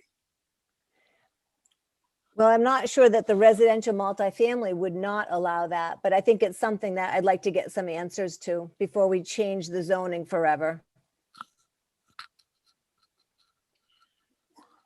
Well, Council Santos, Vice President, I got you next. Okay, thanks, Bob. So Terry, you hit on a couple of things wanted to talk about as well. I think a couple things, that when you see it going to anytime affordable housing is thrown in, you know, with us, we've been on that kick and we had that need, so to speak. So, you know, it's like, great. And then when you start looking at it a little bit more, it's, okay, so why is it really being changed from what it is now? And, you know, the different potential uses associated, as Terry alluded to, with this change. You know, I'm very cautious of expanding any type of businesses into residential areas because, you know, example was, you know, Quinnick Avenue. You know, it was supposed to be on this side of a Quinnick, the north side of a Quinnick. Now, as we continue to change zoning, it creeps, and there's a small sprawl or a small creep. So I'm always very cautious of that, Pat. And so, but the other thing I had too is when I read this and it says on the planning board recommendation on number one, it says the proposed amendment is generally consistent with the Middletown Comprehensive Community Plan, including the goals and policies and the implementation program. What does that mean generally? I mean, either it is consistent or it isn't consistent. So, I mean, that's how I read it. But again, I'm very cautious about, I think it's great that, you know, you're throwing into affordable housing, and what is that definition of affordable? Is it somebody, you know what I mean? For me, Pat, there's different definitions of affordable. And it's either, you know, something that, you know, people can really afford, or is it, you know, the Forest Avenue affordable? No, it would be affordable, but Christopher Bisho who is the developer of this project, is available. He could elucidate the council with the specifics more appropriately. If you want to let him. I saw he was on earlier. I think he's still on. Chris, are you there? Yes, I'm here. Can you hear me? Yes. Okay. Thank you very much. A few things, and I think Councilwoman Flynn, you do make a good point. Chris, First and 1 foremost, minute, please. oh, sure. For the record, name, address. Sure. Christopher Bisho, 96 Diane Ave, Portsmouth, Rhode Island, and I'm the owner of what is now Aquidneck Crossings. Thank you. So a number of great points were brought up. First and foremost, before we even stepped forward with this process, we met with Ron Wolanski, and it was his recommendation for us to take this path for the reason Pat stated. We spent probably a couple hours going through how to actually develop this property. Originally, there are two buildings on the property. When Mr. Sullivan, who was the original developer, the building we are turning into, the 12 units, was built in 1965 as actual apartment units. So when you go into the building itself, they were offices, but they were full tubs and showers and water closets and sinks in every office.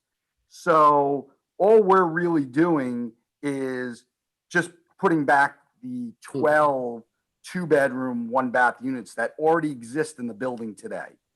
So we're not making a significant change. And I do appreciate the comment about changing business to residential.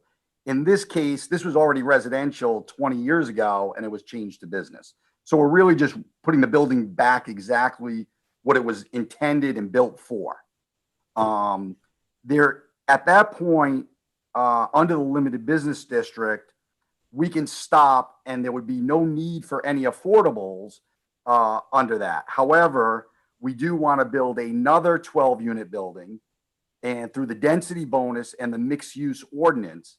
So that's another thing. Under the RM, we wouldn't get the density bonus, and therefore we wouldn't be able to build the affordable units. Using the limited business, we're allowed to use the mixed use, and therefore we can put affordables there. Now, to your question, Councilman Rodriguez, the affordables are 80% of AMI. So they're targeted towards school teacher salaries, police and fire salaries, that group of people, in speaking with the planning board and Art Weber and the people there, that's who they feel we need to target in town. So in a nutshell, I hope I've kind of laid out the macro vision. And a lot of thought went into it, a lot of conversation with Ron Wolanski in the planning department and people on the planning board when we brought this zoning change up. I don't know if that helps or maybe puts new light in the way the council's thinking about it, but that is the way our pre-planning board meetings have kind of attacked this property. I'd just like to add one thing, if I may, too. Can you still hear me? We can hear you.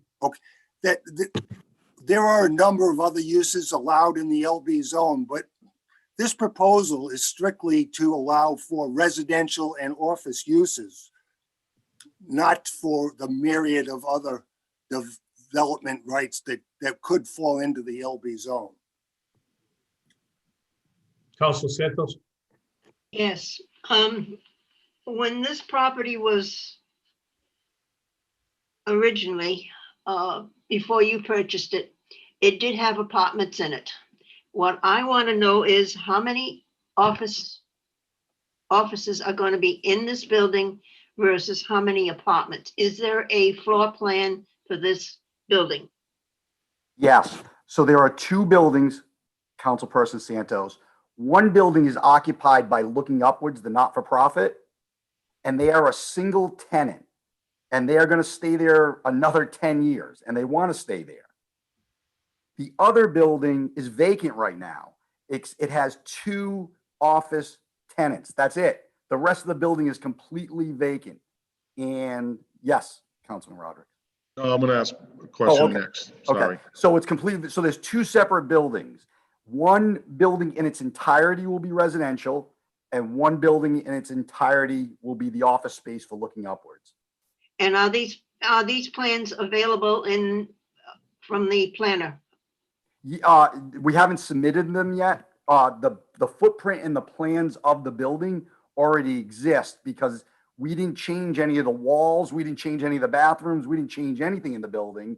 They were literally apartments that were being used as offices.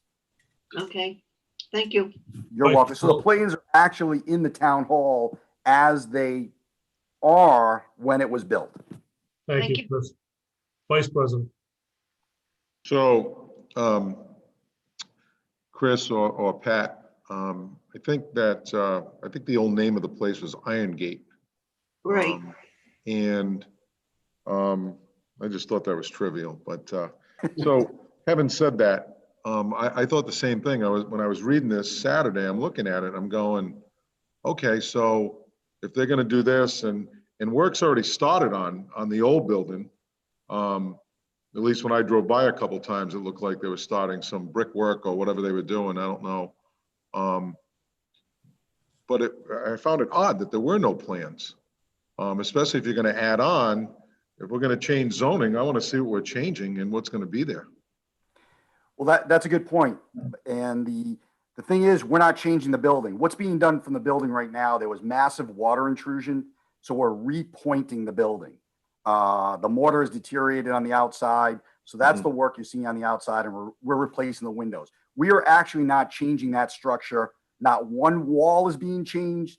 Nothing is being changed. Nothing to the outside except that portico, which is causing the water issues, unfortunately, that we have to deal with. But the building itself is not being modified at all, internally or externally, because it was originally built as 12 two-bedroom apartments. I thought, Chris, maybe I read it wrong, but I thought there was going to be an additional structure built. That is true. That we are going to the planning board for. That gets us our other 12 units, which will be a separate structure. And that's what Ron will, so the two structures that are there are staying. We would still need the change in zoning, even if we just kept the two structures and not added the additional structure. If the planning board doesn't allow us to add the additional structure, that's fine. That's okay. We'll just keep the property as is. So we'll end up with the Looking Upwards and the current building, which will have the 12 residential units in it. I just want to conclude by saying that I've seen your work previous previously in Middletown. At the beginning, and I had this conversation with you in Dunkin' Donuts probably a couple years ago. That, initially when I saw it, I'm like, what the heck's going on over there? But the finished product came out very nice.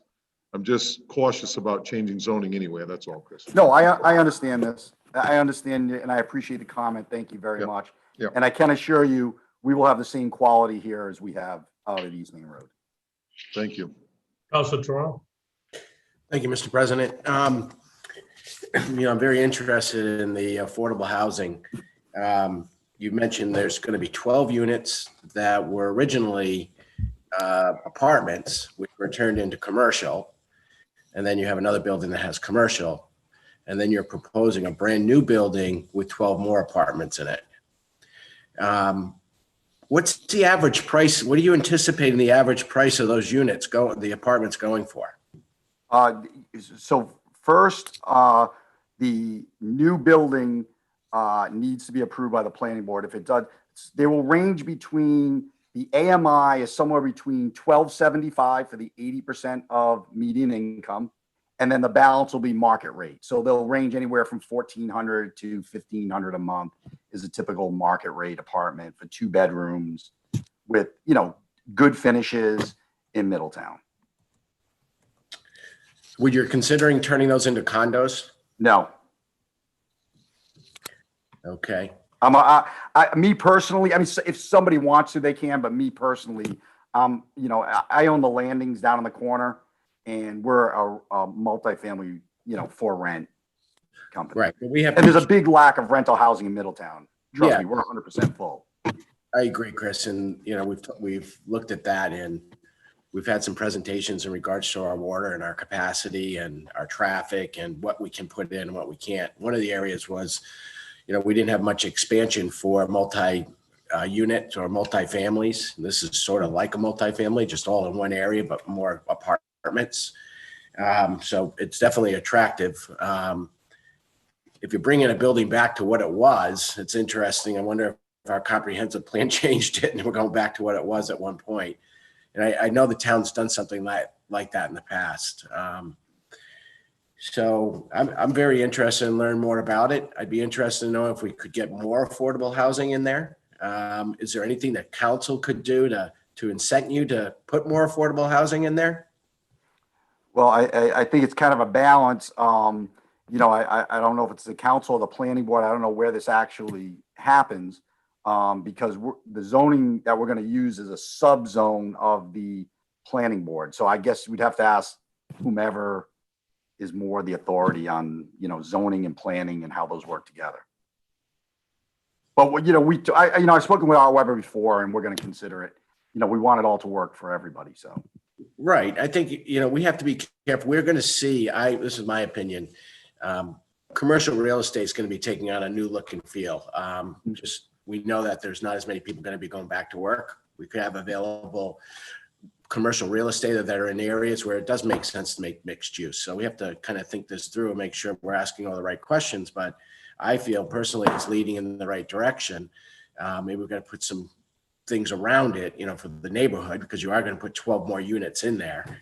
There will be an impact on that neighborhood if you put another building up. And I know it's got to get approved, but I'll speak for myself again. I think that we are looking for affordable housing, apartment rentals, and I'm trying to think outside the box of how we as a town can help incent you to make all of those affordable. Okay, Counselor Santos, and then I have a resident that wants to talk. Counselor Santos. A quick question. You keep referring to a second building. Where are you going to put the second building? It would actually be a third building. There are 2 currently on the property and one other building fits in the current parking area. The property has an overabundance of parking because I guess it's the way it was designed. And so, another building does fit in the parking area and still would meet the requirements of parking for the town. I think I'll take Mr. Welch's recommendation. I think I will drive into that area and take a quick look. Thank you very much, Chris. Yeah. And one last thing, Councilperson Santos, is the second building is not a must-have. It just, allows us to provide more rental housing, which is desperately needed. Thank you. Thank you. I have a resident, then you, Councilor Flynn. Lawrence Frank, Lawrence.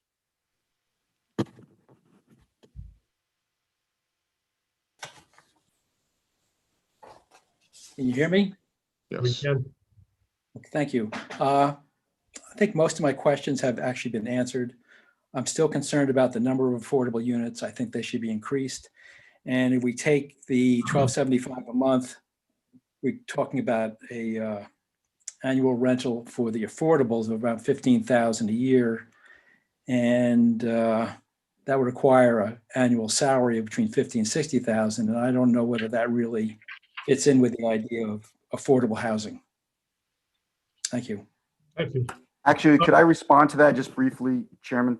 A $15,000 rent only requires a $47,000 salary, just so you know. That's the qualifications. It's about a 32% percentage rate off your annual salary of total rent. Tight budget. Councilor Flynn. Thank you, Mr. President. So, since we're thinking of changing zoning anyway, I think that there's a great opportunity here. And I want to thank you, Chris, for, wanting to make that property more productive and serving, our community. You mentioned parking, though. It's one of my pet peeves. Mhm. What are the required parking for Okay. what you're proposing, please? Sure. So a really good question, because as you can imagine, we study it very carefully. So in the build out of just the two buildings, we would need 24 spaces for the 12 units, one per bedroom. So you have 12 units, 2 bedrooms, 24 spaces. And the looking upward space requires 30. So that's a total of 54 spaces. Currently on that property, there are 98 parking spaces. So the place is very much overparked. If you drive by there on any day, there's maybe 7 cars there. Obviously, this is because of COVID with looking upwards, but they don't have stationary cars in the lot typically. It's mostly drop off and pick up. And we have a very good working relationship with them. They're very excited about the redevelopment of the property and hoping some of the people who actually work at Looking Upwards would have the opportunity to live there. May I continue on the parking question? Go ahead. Thank you. Just a second, Paul. So if you got permission to do the third building, you would need an additional 24 spaces. That is correct. And you would have room for that? Yes.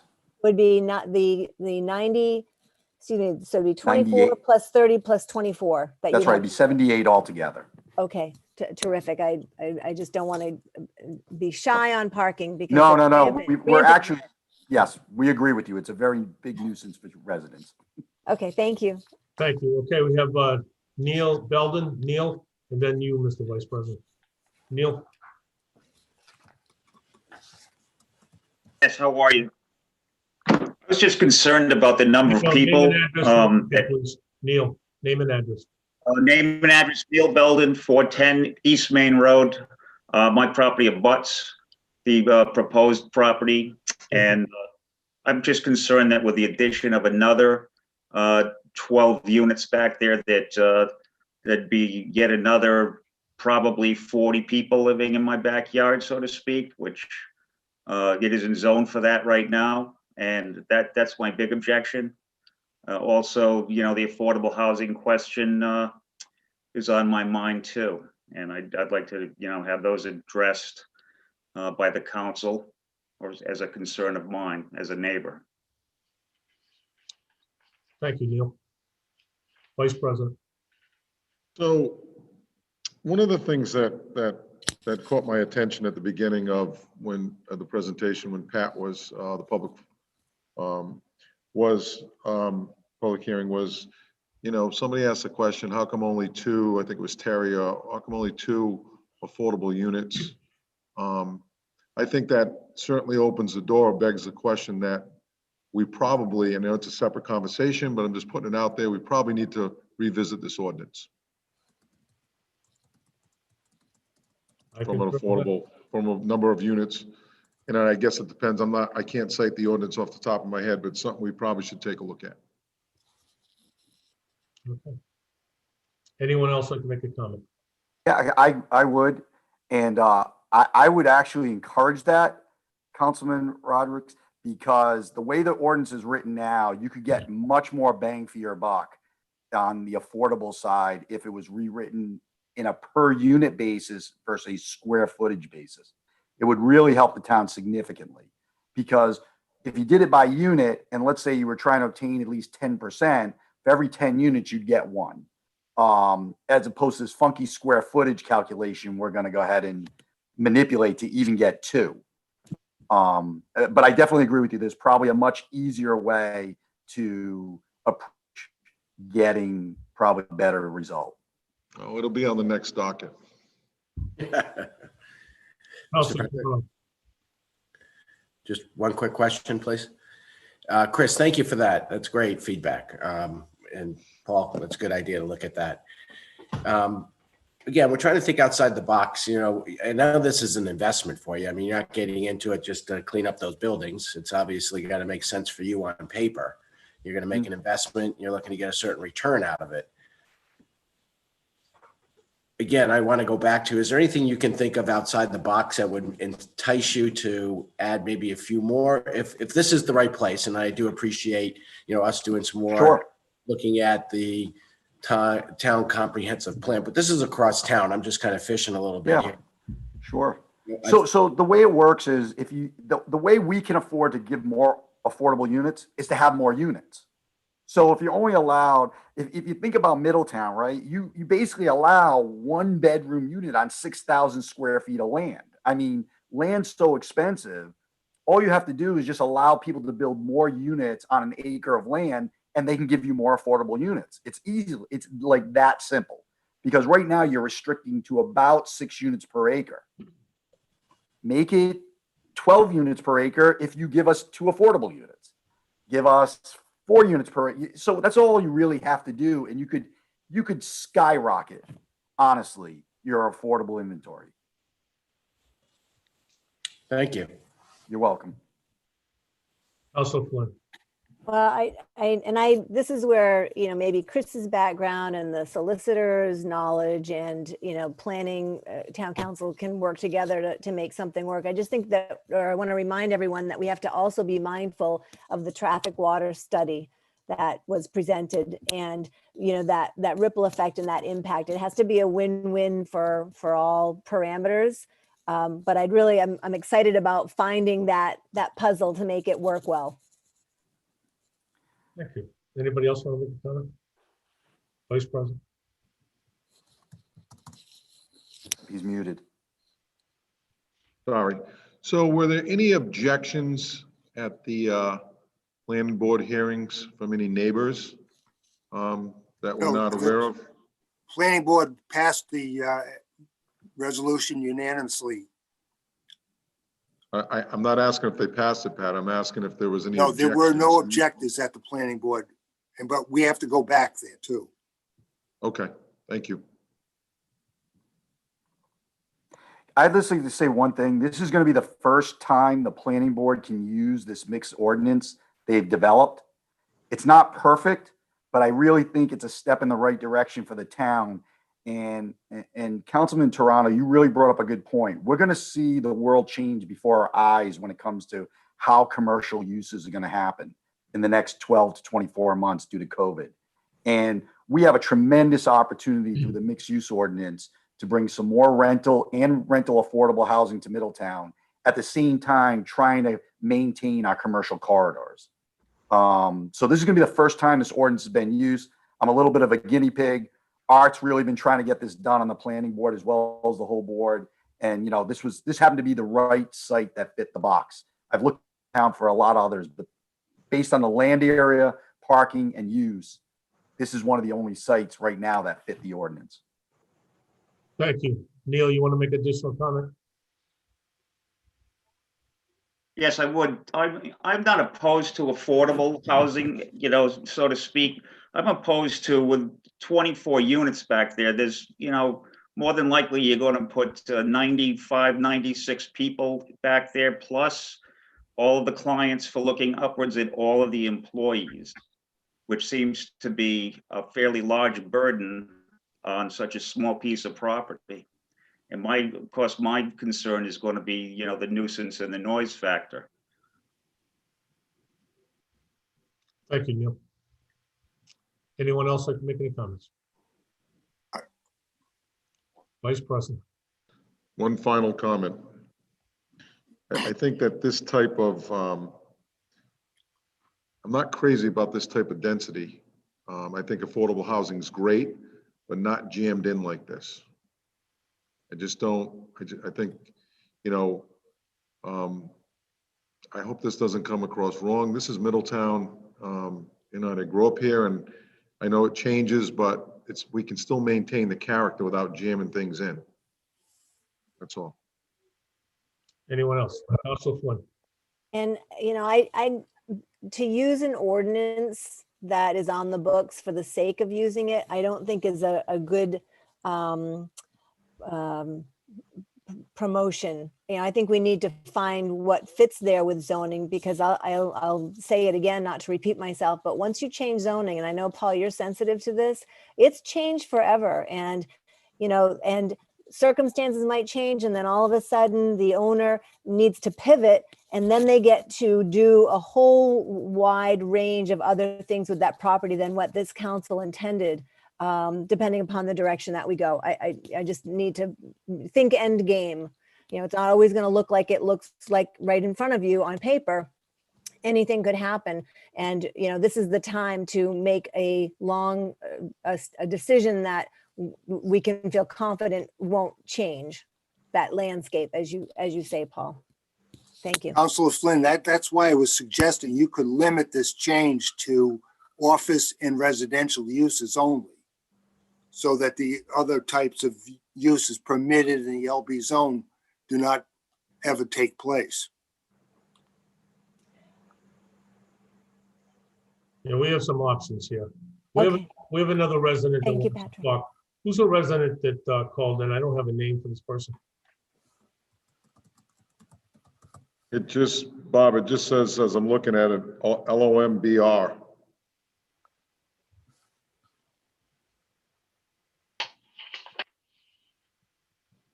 And I guess I would like to just say one thing. Yes, wait a minute. Oh, sorry. You'll have your chance again. No, I apologize. Okay. The resident Lombard. Rick Lombardi. Okay, Rick Lombardi, go right ahead, Rick. Hi, Rick Lombardi, 6 Orville Drive, Middletown. So as you know, all know that, you know, we've been looking at a mixed use ordinance for a long time. And while I agree with Chris, you know, it's not perfect, but by the same token, we have limited areas where we can do this. And I think we need to look really long and hard. If we're going to start to look at affordable housing, we need to embrace projects like what Chris is doing here, and the ability to use the same ordinance when the time comes to develop that West Main Road property that abuts Chris's other property. And I think this is the first opportunity we're going to have to test this ordinance. Again, we can tweak it along the way. Paul's concerns and Flynn's are certainly duly noted, but I do believe that we have to start someplace. This may be a perfect opportunity with some tweaks with Chris's plan to make it work. So I wholeheartedly think that Chris's intentions and the ability to make it work is important to the town. Density is the answer. I mean, no matter how you look at it, no matter whether you like it or not, you know, it's a word that people don't want to hear. But by the same token, to do affordable housing, to make it work for a developer, then we have to embrace it, and we have to figure out how we're going to make it happen. If we want young families and we want people to come and settle in this town, we have to figure out ways to do these things. It's, you know, the character of Middletown, I understand. I totally get it. And there are, like I said, there are limited places in this town where you can do this. I challenge anybody to drive around town and find a place where you can make this kind of thing happen. So at some point, we have to do this. Or you talk about the character Middletown changing. We're going to become a second home community if we don't make it affordable for people to settle here and raise their families here and start out in Middletown and live here. And it's important to us to do that. The character of our neighborhoods are changing. Middletown's not affordable at this point for young families and to start out. Now, I know these are 1-bedroom units, and I get it. I understand, and I totally understand the abutters' concern. But I asked the council and the planning board and the zoning board to be very conscious of the fact that if we're going to do something, we're going to do it right. We got to make it, attractive. And Chris, I know you're listening. I totally am on board with you. I asked the council to seriously consider ways to make this happen. It's very important to make the town attractive to young families. So thank you for your time. I appreciate it. Okay. Appreciate it. Chris, did you want to add something different? I'm on a meeting. I just want to say that I'm very excited about this opportunity. I know the planning board is. I've worked with the planning board in the West Main Road project. I think I was the only submission for that project of the RFP. I understand Neil's concern, the neighbor next door. The third building is not critical to the success of this project, but getting the zone changed so we can at least have the 12 residences is critical, quite frankly, alluding to what Dennis talked about as far as the investment goes. So if we get the zone change, at least we know we've got that at a bare minimum, and then we can work with Neil, work with the planning board, and see if we can come up with the right solution for the additional units and the additional building. I'm sure we'll get there. Council Santos. Thank you, Mr. President. Middletown has changed, and it's going to continue to change. What Chris is doing, he's not taking open fields and building humongous houses. He's taking a present building, remodeling it, and adding to it. Now, Chris, will you please work with your neighbor on lot 14, which is 410 East Main Road? Can you work with him and talk with him and maybe come up with some solution to separate your two buildings by planting evergreens or whatever? But this is a good thing. He's not taking open space. He's not taking farmland. He's preserving what he's got. Thank you, Council. Amen. Council Welch. Maybe a simplistic question, but I can't help wondering. So Chris has said he is okay with going ahead, keeping the one commercial unit and just putting the 12 units back in the second building. In that second building, if you weren't allowed to have the third building, are there going to be any affordable housing units? It's a good question, Tom. We don't have to, but we still have to sit down with the planning board to go through this. Like I told Art, I said, Art, listen, I don't have to put any, but of course we'll do something. It may not be two, it may be one. And just one more clarification, the building that was 12 units, that is no longer, you need this zoning change in order to go back to those residential units. You can't. That's correct, Councilman, because I guess there was a zoning change previously that put it to its business use. And, I think if the town followed through, they would have saw that there were really 12 apartments just really transformed into an office by just changing a zone and nothing else. Thank you. Thank you, Mr. President. Mr. Hayes, I just want to clarify one of the last things that you said. You mentioned that the council could have a zoning change and have it be just residential and office, unless I misheard you. Well, you can restrict the change to office uses and residential uses so that you don't have, for example, a body shop in this zone.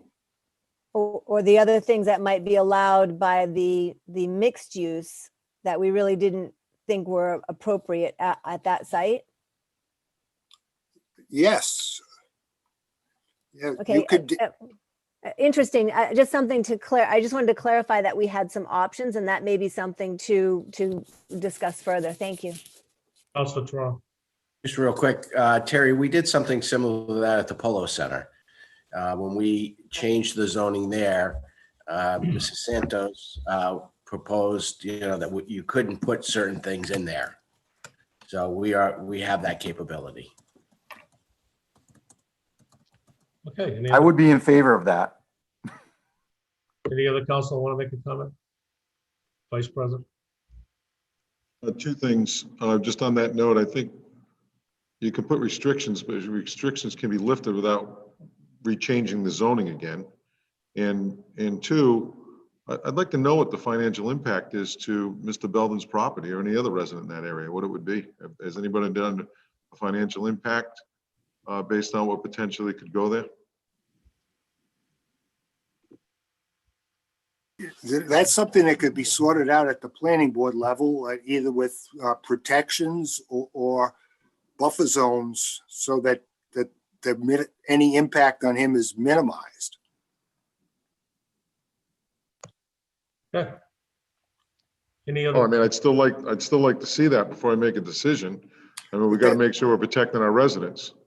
True, but the planning board would have the ability to do that. And what you said, Paul, is correct. The zoning change could be lifted, but it can only be lifted by another council. It can't be lifted at the planning board level or the zoning board level.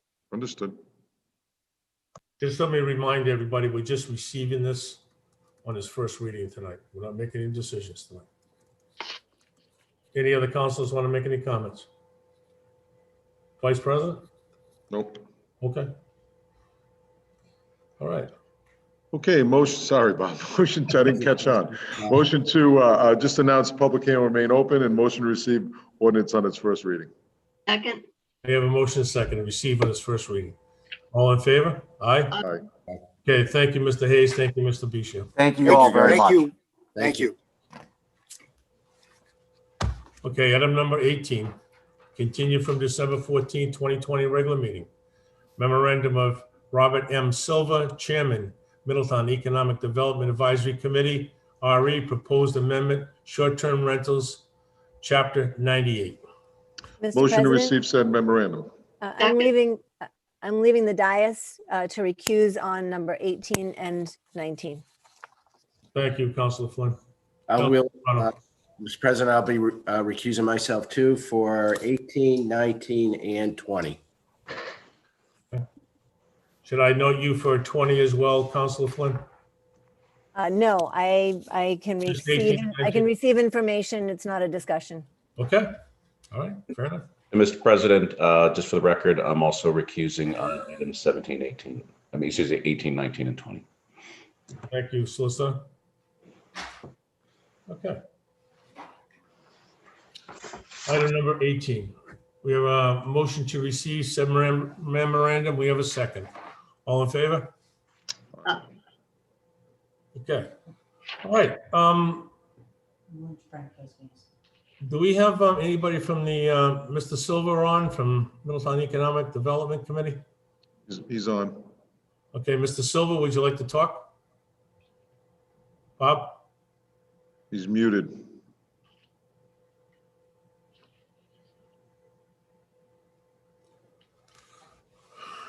Mr. Silva, if you can hear us, you are muted. Bob, Ron Wolanski's also on. All right, Ron? He's muted as well. All right, Ron, I see you're unmuted now. Good evening, council members. Ron Wolanski, town planner. Hopefully Bob can get on because I know he wanted to speak about this. He's on. I unmuted, I believe. Yeah. Yes, you are. All right, I'll let Bob go. Yeah. Good evening, Mr. Chairman and members of the council. What you've received is a memo that the Middletown Economic Advisory Committee put together and agreed to forward on to the council. as an initial first step to address the issue of Airbnbs and rentals and the questions that have arisen about the change in the nature and the extent of a neighborhood by having a number of people buy properties but not live there and use them in basically a commercial manner. The memo is simply to bring the matter to the council's attention and request that the council take a deep look at what the issue is, and if possible thereafter, to come up with some answers as to how you can meet the balance of maintaining neighborhoods and yet allowing Airbnb and rentals to take place in the community.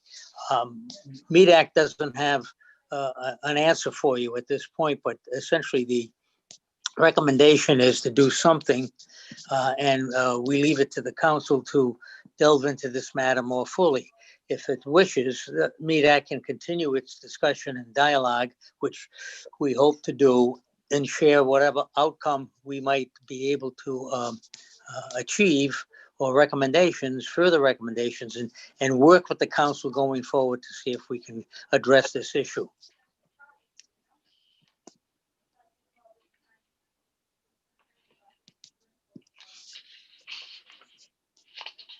If Mr. Wolanski wants to make any comments, I would suggest that he do so, feel free to do so. He's been monitoring us in our most recent meetings on the issue.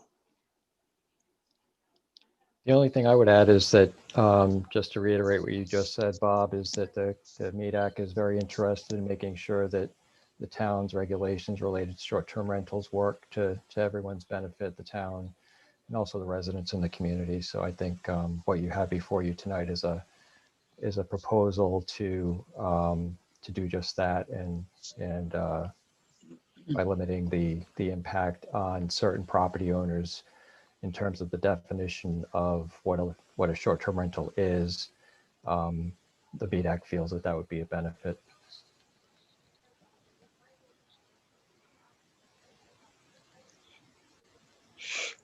I think that the definition of the short-term rental is being suggested in one manner by MEDAC with no, clear definition that is what should be done. I think more importantly, the definition should be reviewed by the town council and also the solicitor's office to flesh out, if you will, what makes sense and is fair and equitable to homeowners and people who have invested in properties and want to use them in more of a commercial than a residential manner. Thank you. Lawrence Frank, Lawrence? I'd like to address both 18 and 19 together. If I could ask you, just introduce yourself, please, for the record. Sorry, Lawrence Frank, 8 O'Donnell Road, Middletown. I wanted to address both 18 and 19 together. I can either do that now or wait till 19 is discussed. I'll wait till 19. Okay, I'll hold off then. Okay, so you don't want to discuss anything with 18? In my mind, they're both okay connected. Very well. Yeah. Your choice. Okay. Any other counselor want to make any comments in regards to number 18? Okay, hearing none. Okay, item number 19, town council, continued from December 14, 2020, regular meeting. Memorandum from myself and Vice President Roderick, short-term residence, retail, rental ordinances and property tax adjustments. Motion to receive said memorandum. Second. A motion second to receive. All in favor? Aye. All right.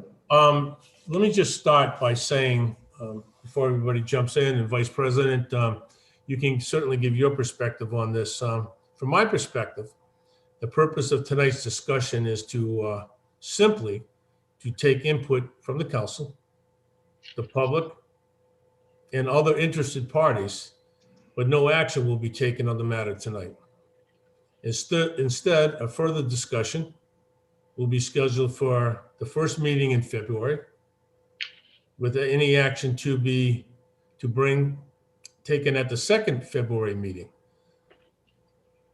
Since we're only taking input tonight, there's there's no need to bring in, tonight, to bring in another attorney to represent the town with the recusal of our solicitor. But I think we should do that and make sure that's done by our next meeting, so we have an attorney representing the town as we go through this process. So that's from my perspective tonight, that there's simply discussion, take some input from the council and from the public. Vice President, from your perspective? On what's being proposed, or? I mean, I'm just saying for tonight. Yeah, no, I agree. I mean, we're not, this is, anything that comes before the council, obviously, is just, some suggestions or recommendations, some thoughts. Yep. And those thoughts need to be vetted. They need to be expounded upon. And, that's where all good things usually come from, is from, Right. the answers come from the public and our colleagues. So I certainly think that's what we should be doing this evening. And we'll highly advertise this for the first, a meeting in February, where we can make sure that the public is aware of what we're discussing, and we'll get as much input from the public as we possibly can. This is an important consideration, because we're talking about several things here. We're talking about the short-term rental ordinance, as well as any property tax adjustments that may be taken into consideration. So having said that, Lawrence Frank, you wanted to make some comments?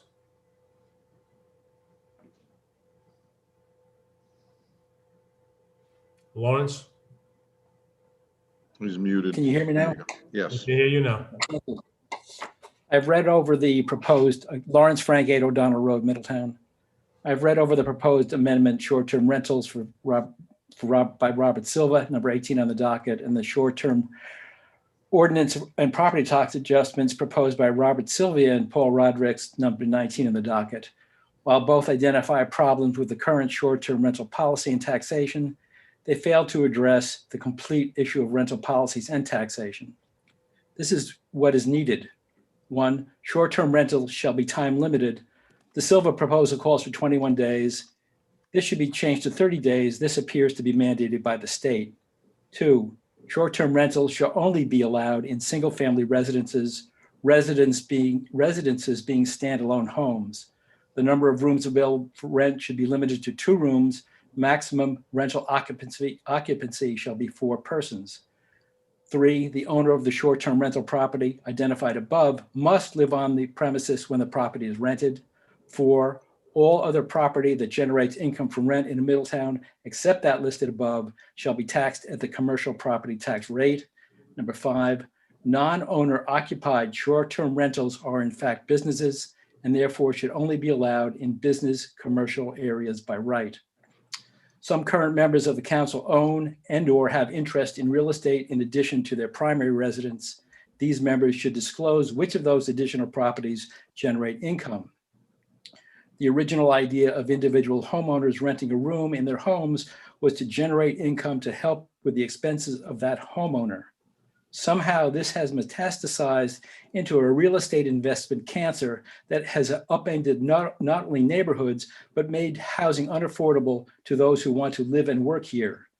When a home on Easton's Point has a published rate of $9,000 a week, while 38% of the renters of Middletown are cost burdened, something is clearly not right. Some may argue that real estate investors bought their properties with the expectation that these properties would be taxed at the residential rate. They will claim it is unfair that their investment decisions will now be upended by having to pay commercial rates for their investment properties. They will also argue that by not being able to offer short-term rentals in residential areas, the value of their investments will suffer. It is not the purpose of government to assure businesses are profitable. Government should only concern itself with providing a level playing field for all businesses. Governments should concern themselves with what is best for the community as a whole, not offering financial carve-outs for special interests. Investments by their very nature involve risk. If these real estate investors thought they would always make a profit, they have misunderstood the nature of investing. Thank you. Thank you, Mr. Frank. Any councilors want to make any comments? Council Santos. I'd like to make a comment regarding the registrar. is going to be the Middletown Town Clerk. Doesn't she have enough on her plate? I mean, isn't there any other department that can do this that isn't overburdened with everything, elections and licenses, dogs, marriage license and so forth? Isn't there any other department in town that this could be done? Well, I think that could be a consideration down the road. I think that was Mr. Brown under his charged office would work out the particulars on who would be handling the process, but I'm certainly sure that could be something worked out down the road. Thank you, sir. Councilor Von Villis? Yes, this is a very complex subject, and I'm a person who likes to start with the basics. If you get the basics right, then the rest of it sort of falls into place. One of the things that was discussed at MEDAC was the fact, and repeatedly has come up, is definitions exactly of what you're talking about. What exactly is a short-term rental? And I do think some people have already alluded to the fact of length of time, but also what came up at the MEDAC meeting was the definition of owner-occupied. There were actually 4 different proposals of what owner-occupied could actually mean. So I think those things need to be addressed before you can start determining how you're going to put rules and regulations on everything. And the other thing that it seems to me is that I saw certainly in the survey and certainly has been an issue all along is the fact of regulation. We just need to have a system of regulation that actually works. Thanks. Thank you. Councilor Welch. Thank you, Mr. President. I have no history with this issue.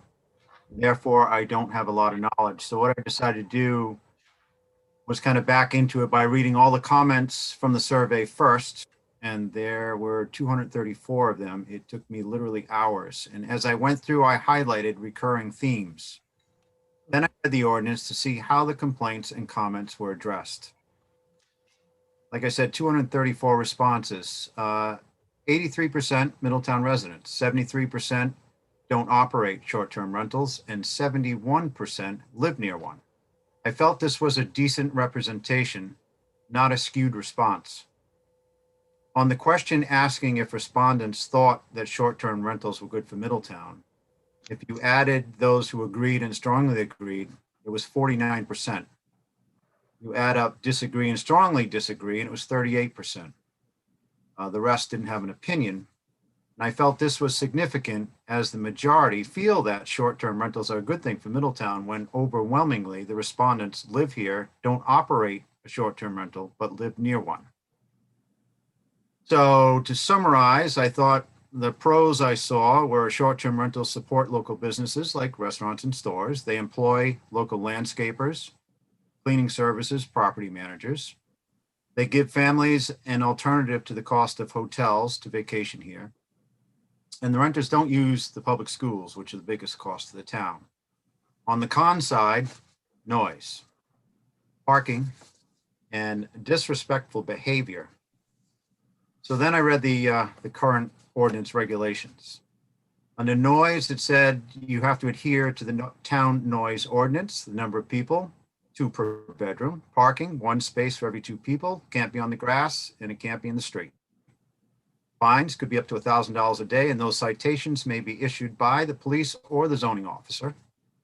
And the owner, Mrs. Von Villis was just talking about, either resides on site or there's a designated representative that lives in Newport County or a staffed management office within 10 driven miles of Newport County. So here's how I would tweak that ordinance. As far as the noise goes, the noise ordinance itself should be spelled out in the short-term rental rules. And I don't think there should be a time frame for the excessive noise. Residential neighbors have the right to enjoy their property anytime. Put the kids to bed, sit out in the yard. It shouldn't only be from 10 p.m. to 6 a.m. As far as the definition of a short-term rental owner, as it stands, the representative can live in Newport County. Well, that encompasses the islands of Aquidneck, Jamestown, Prudence, and the towns of Tiverton and Little Compton. It's ridiculous to think that someone could respond from one of these regions in a reasonable time, as it says. So if you're using a management company, that can be located 10 driven miles from Newport County. So that then includes Narragansett, Barrington, New Bedford, Somerset, Swansea. You gotta love that measurement tool on Google Maps. I think it should be simply stated the representative must be able to respond to the property in 15 minutes, period. I think the short-term rental fine should be charged to the owner. Let them recoup the money. If you get 3 violations in a year, your short-term rental privileges are revoked for the following year. Short-term rental registration information, including the owner's contact information, number of bedrooms, violation history, all of it, should be easily accessible on the town website. I think that substantial changes to the existing ordinance should be backed up by substantial data. Information that I would like to see. The fines that have been assessed, the number of them and the amount over the past 3 years, and by whom. And secondly, the documentation of the overtime directly associated to short-term rental issues. Personally, I think we have a workable set of rules. What we need to do is use them. I can't tell you how many times I highlighted the word enforcement in the survey comments. Now, so I'm not just throwing rocks over the fence. This is what I suggest. The town hires an additional full-time zoning officer whose job description includes, on the off-season, they comb websites looking for unregistered short-term rental violators, perform annual on-site inspections of all of them, looking to compare their field conditions to the information that were filed on the registrations. They serve as a resource for residents and short-term rental owners alike to provide ordinance information and investigate complaints. And during the season, they investigate complaints and issue citations. Judging by the number of complaints and the fine structure already in place, I think it would turn out to be a source of income for the town. In closing, before we change the rules we have, let's enforce them. The threat of fines isn't curbing the bad behavior. Even young kids know how to take advantage if the ref isn't calling penalties. Thanks. Thank you, Council Welch. Any other council want to make any comments? Okay. Do we have any anybody that like make any comments from any of the MEDAC people that maybe have called in? Okay, I think we got a good starting point. I think over the next week or so, prior to our first meeting in February, we can maybe outline our own personal thoughts on what we'd like to see. I think I'm going to concur with Councilor Welch. I think enforcement has been an issue, and I think that's something that also has to be addressed. I think this is something that's long overdue. I think this is something that in some areas of our town has destroyed the quality of life for some longtime residents. It's because it's been abused, severely abused. So I'm going to end with that for tonight. I have my own thoughts on that, which I'll present at our next meeting. I would like to ask the councilors before we get back with Councilor Toronto and Councilor Flynn in session with our town solicitor, I'd like to make a recommendation for a councilor who's represented us in the past to maybe represent us through this process while our solicitor is recused, Marissa DeSalt. We've used her in the past on several issues, unless a councilor has another recommendation. But I think this is something we ought to make her aware of, if we're going to use her, or make another councilor, acting solicitor aware of, so that we'll be ready for our next meeting. Does anybody have any additional suggestions? I mean, Marissa's represented us on a number of occasions. Does anybody have a problem with Marissa, or do you want to go with somebody else? I have no problem, Mr. President. I know Council Welch is he's the odd man out on this. He really had the opportunity with, but I can just say this, we've used her, Council Welch, on a number of occasions, and she certainly has represented us well. Well, Marissa sounds like Melissa, so I'm in. Okay, good enough. All right, Vice President, any issue? No, I have no issues, Bob. I would just like to add that she's done a great job for us in the past. No issue with Marissa at all, as far as her representing us on this. But I do just want to say that we need to, something needs to change here. And I understand that's why, you know, you and I had talked about this and put it on. There's a lot of frustrated residents because their quality of life is affected. We need, you know, this could be a fluid document where, you know, we go through the season, or we need to make changes as we go along till we get this thing, you know, dialed into where, you know, there's a lot of issues. You know, Mr. Frank brought up a lot of great points. I'm not sure I agree with him when he says we failed to address it. That's why you have a discussion. And ideas like Tom come up with. But I do believe that there's a lot of issues tied here that we brought to the table that also need to be addressed, not just short-term rentals. But short-term rental is, you know, as Mr. Frank said, a lot of these neighborhoods are going dark. It's causing, that we're aware of, it's causing housing issues in Middletown. You know, on the flip side of that, it does help residents pay. You know, let's be fair, it's a business. And these businesses need to be taxed as a business that are operating in residential areas. That's not fair.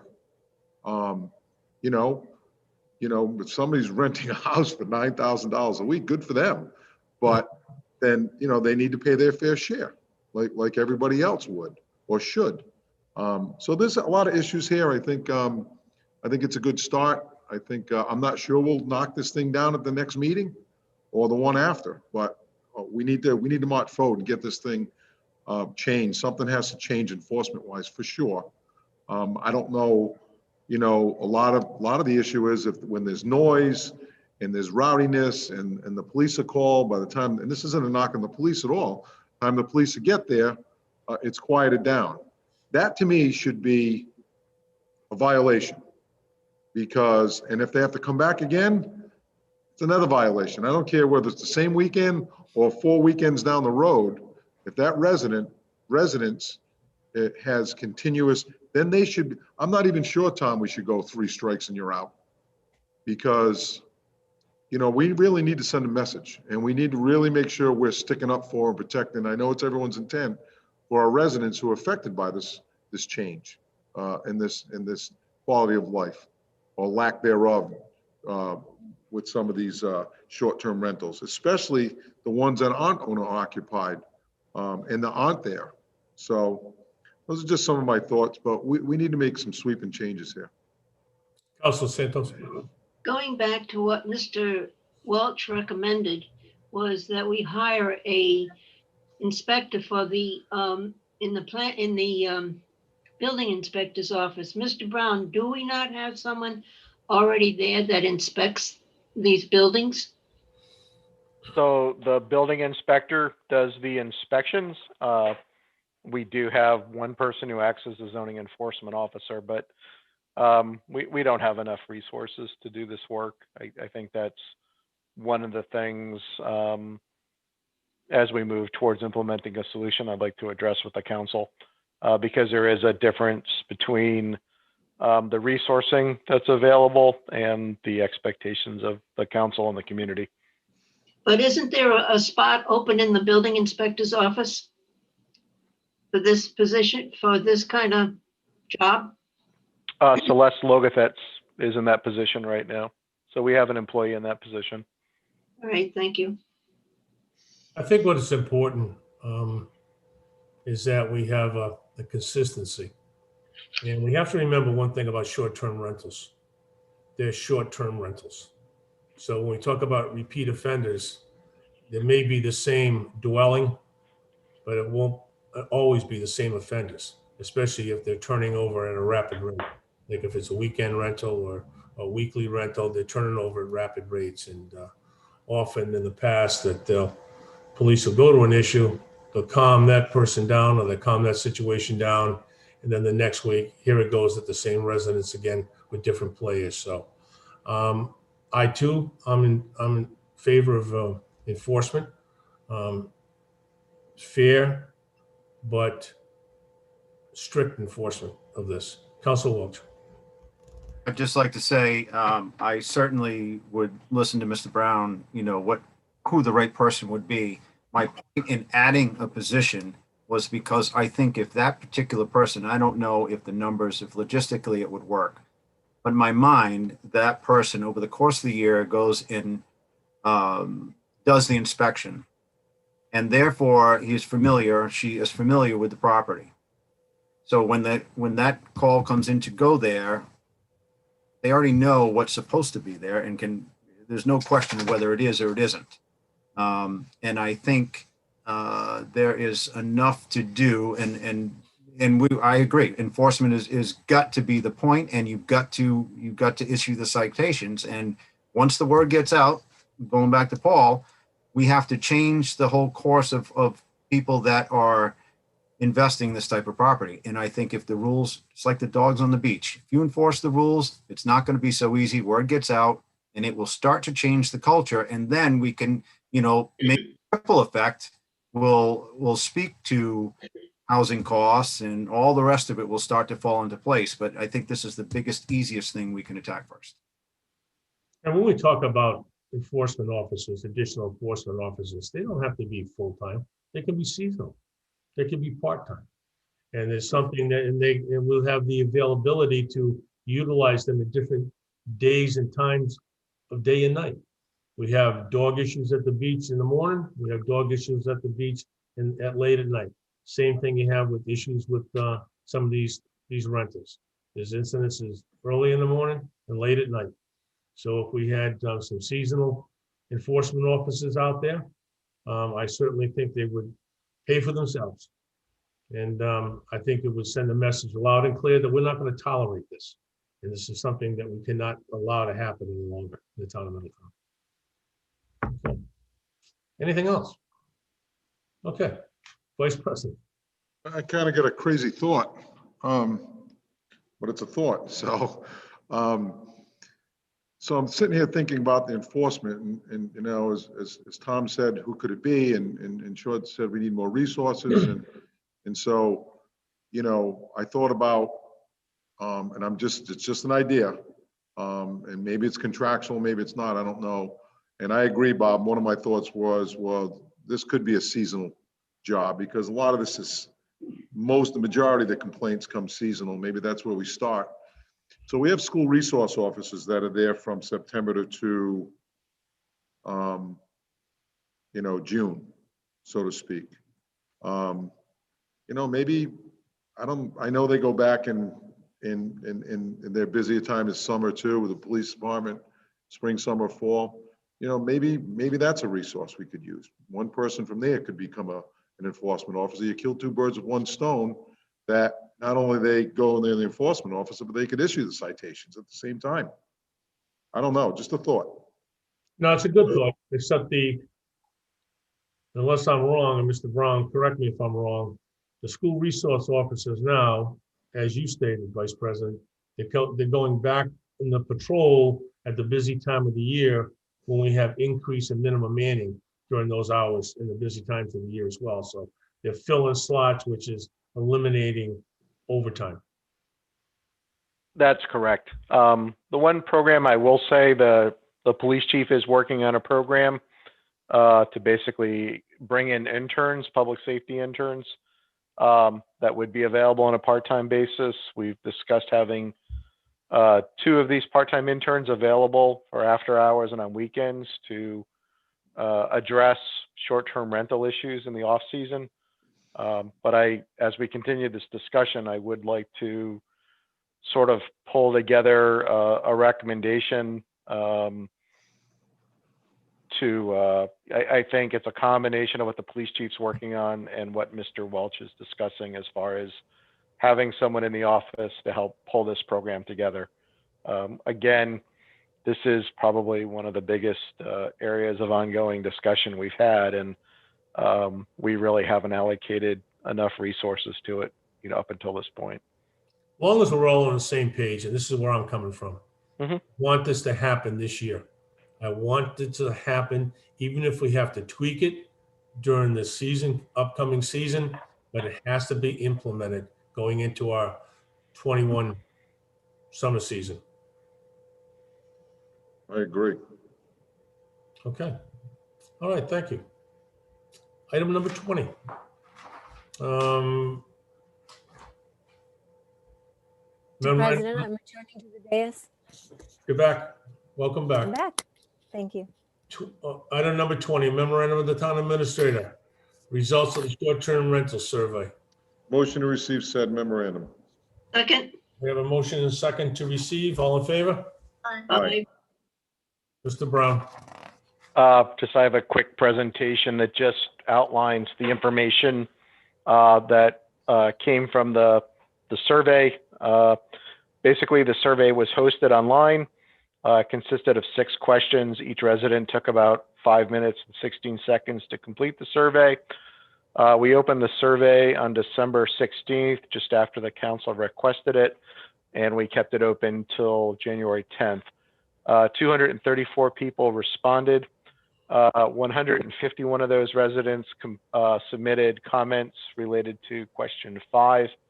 190 residents submitted comments related to question 6. Just the survey results aren't statistically significant, but I think, as Mr. Welch said, if you spend the time and read the comments, you can get a very good feel for the concerns that residents have, and really all of the council that participated in the conversation just before this item have a very good grasp on what's going on. The 6 questions: name, address, are you a resident? Do you operate a short-term rental? Do you reside near a short-term rental? There was a question using a Likert scale, basically a statement: short-term rentals are a good thing for Middletown. And people were asked to, if they strongly agree, neither disagree or agree, disagree or strongly disagree with that statement. And then the last question was an open-ended question: what suggestions do you have to improve Middletown's short-term rental program? Overall, when you look at the results, the one question that has a quantitative aspect to it, question 5, are short-term rentals a good thing for Middletown? If you look at the weighted average, basically we're in the category of neither agree nor disagree. And just as discussed, you have a lot of people that recognize the economic benefits associated with short-term rentals, whether that's for businesses or the ability to stay in one's home. And then those are contrasted with the disruptions that we see in neighborhoods. The interesting part is if you break down the questions and look at sort of, I guess I looked at 4 different groups, whether people were residents or non-residents or operators or non-operators of short-term rentals.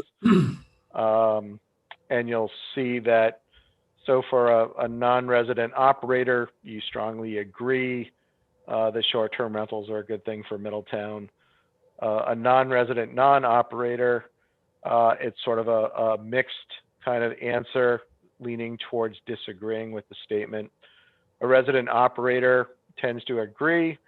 And then lastly, the resident non-operator, really it gets split down the middle, neither agree nor disagree.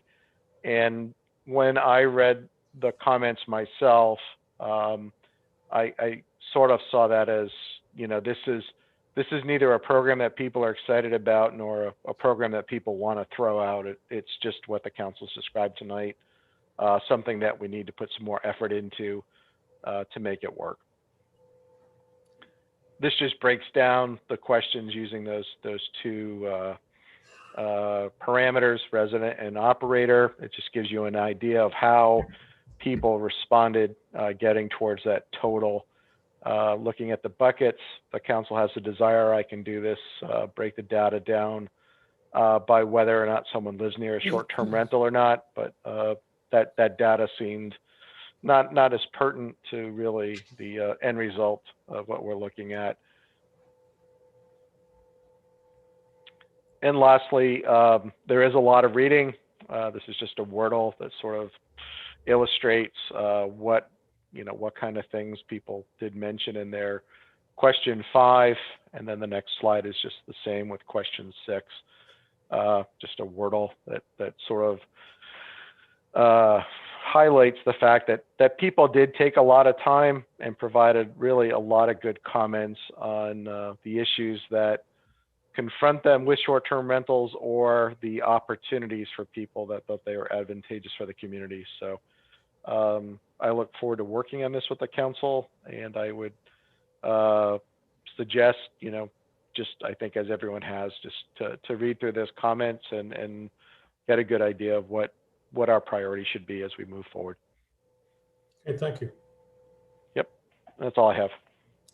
Any councilors have any questions of Mr. Brown's survey? See none? Okay, thank you. Item number 21, prioritizing town projects, topics, priorities discussed at the special meeting, January 7th, 2021. Can we just step back a sec, please? Absolutely. So where do we, just so everyone knows, where are we going from here at the next meeting with this short-term rental? We're going to bring some solid suggestions to the meeting of what our feelings are. We're going to vet it with the public. We're going to advertise and let the public know we're going to be discussing it. Okay. So we can have an in-depth conversation at our first meeting in February. And perhaps, maybe not, but perhaps by the second meeting in February, we can start formalizing something that we can start to enact. And then if we have to, we'll tweak it during the course of the 2021 year. All right, great. Thank you. Okay. Item number 21. Prioritizing town projects, topics, priorities discussed at the special meeting, January 7th, 2021. Motion to begin prioritizing town projects. Second. Have a motion and a second. All in favor? Aye. Aye. Okay, I think, and I'm going to open this up to councilors. I think we kind of did a good job at doing this. I think we got some feel from everybody. Look how fast Councilor Welch has got taken care of. We had the public forum tonight, Councilor Welch. Back with the public forum. So we can get things done. I think when I look at everything and I see it in its totality, to me, it looks like we're pretty much all in line what we want to happen in the town of Middletown. But I'm going to open it up into any councilors and any further conversation to what they want to do. Councilor Welch. So this whole process has confused me, as I probably made overly evident.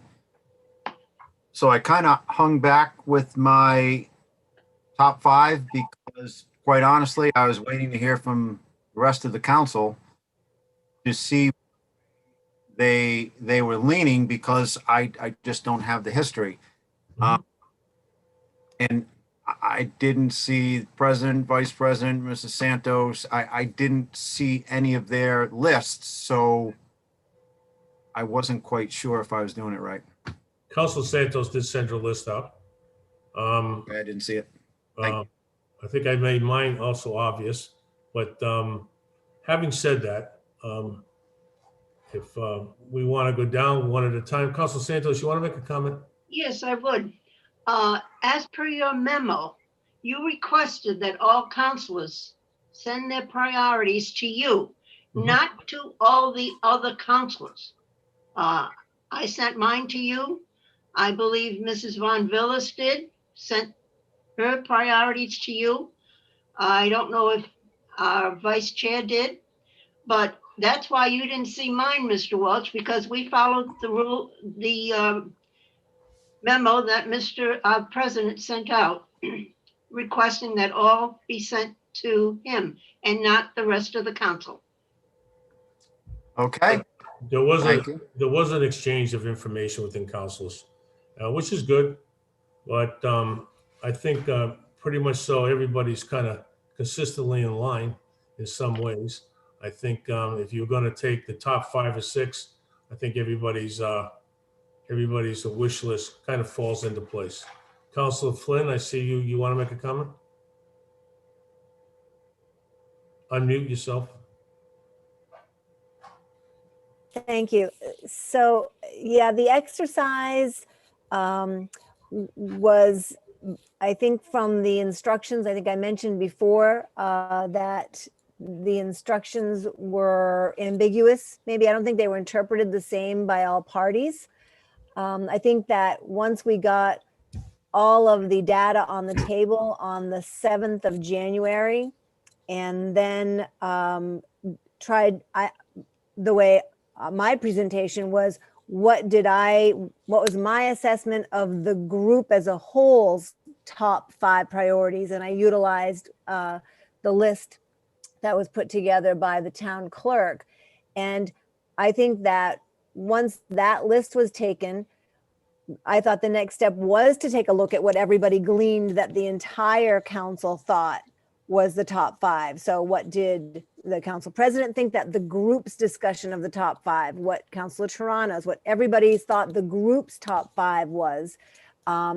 And so that we could compare them and say, oh, here's the common ones across the top 5. That must be what the group thinks we should work on.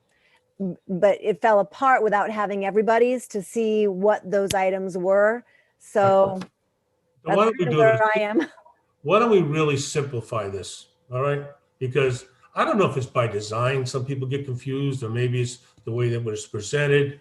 But I thought it was pretty clear when I said we listen to everybody as a group, and then submit your personal top 5, not what the group said personally. Your top 5, but by design somehow, maybe I'm not a good instructor or educator, but I can say this: it was to be personal by what your top 5 were. Now we can simplify this very easily.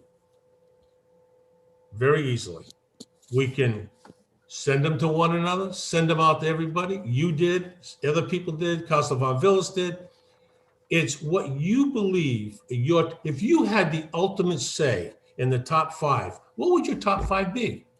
Based on, Councilor Flynn, what you heard everybody talk about. So I mean, I don't know how simple it can be. I think almost by design, this is trying to become confusing. May I respond? Yes, you may. Okay, on the 7th, your instructions verbally were, when we did the round robin, for the counselors to mention first what their first priority was. Top priority. Mention second, their second priority. If they agreed with another counselor, they could state that agreement and mention another priority. So we already had them ranked. Well, I've already presented what my first, second, third, fourth, and fifth, what I think is most important at the 7th. Councilor Von Villas. Yeah, this is probably because I'm used to always creating something that where somebody can look and see the plan. But I would like to see, and this is my suggestion, I would like to see a graph with 7 columns, and each of us be at the top of one column. And what are our 5 preferences, or what do we think are most important? So we can look at them, the entire range, and see where the commonalities are. Because without having that in front of us, so that everybody can see what we value the most.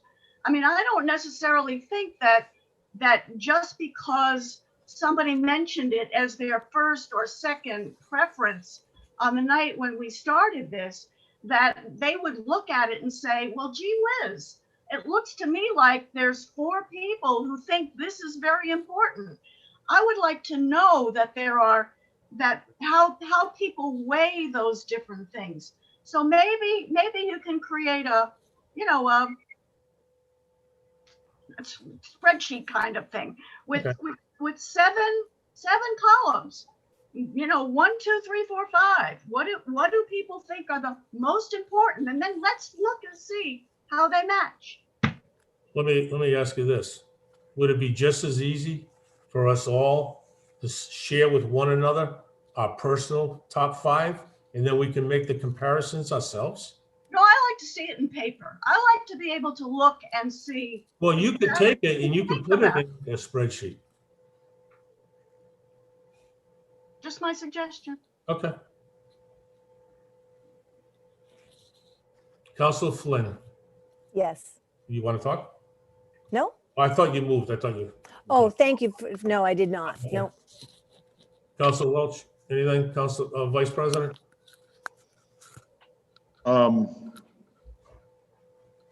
My top 5 were submitted that evening. They weren't changing.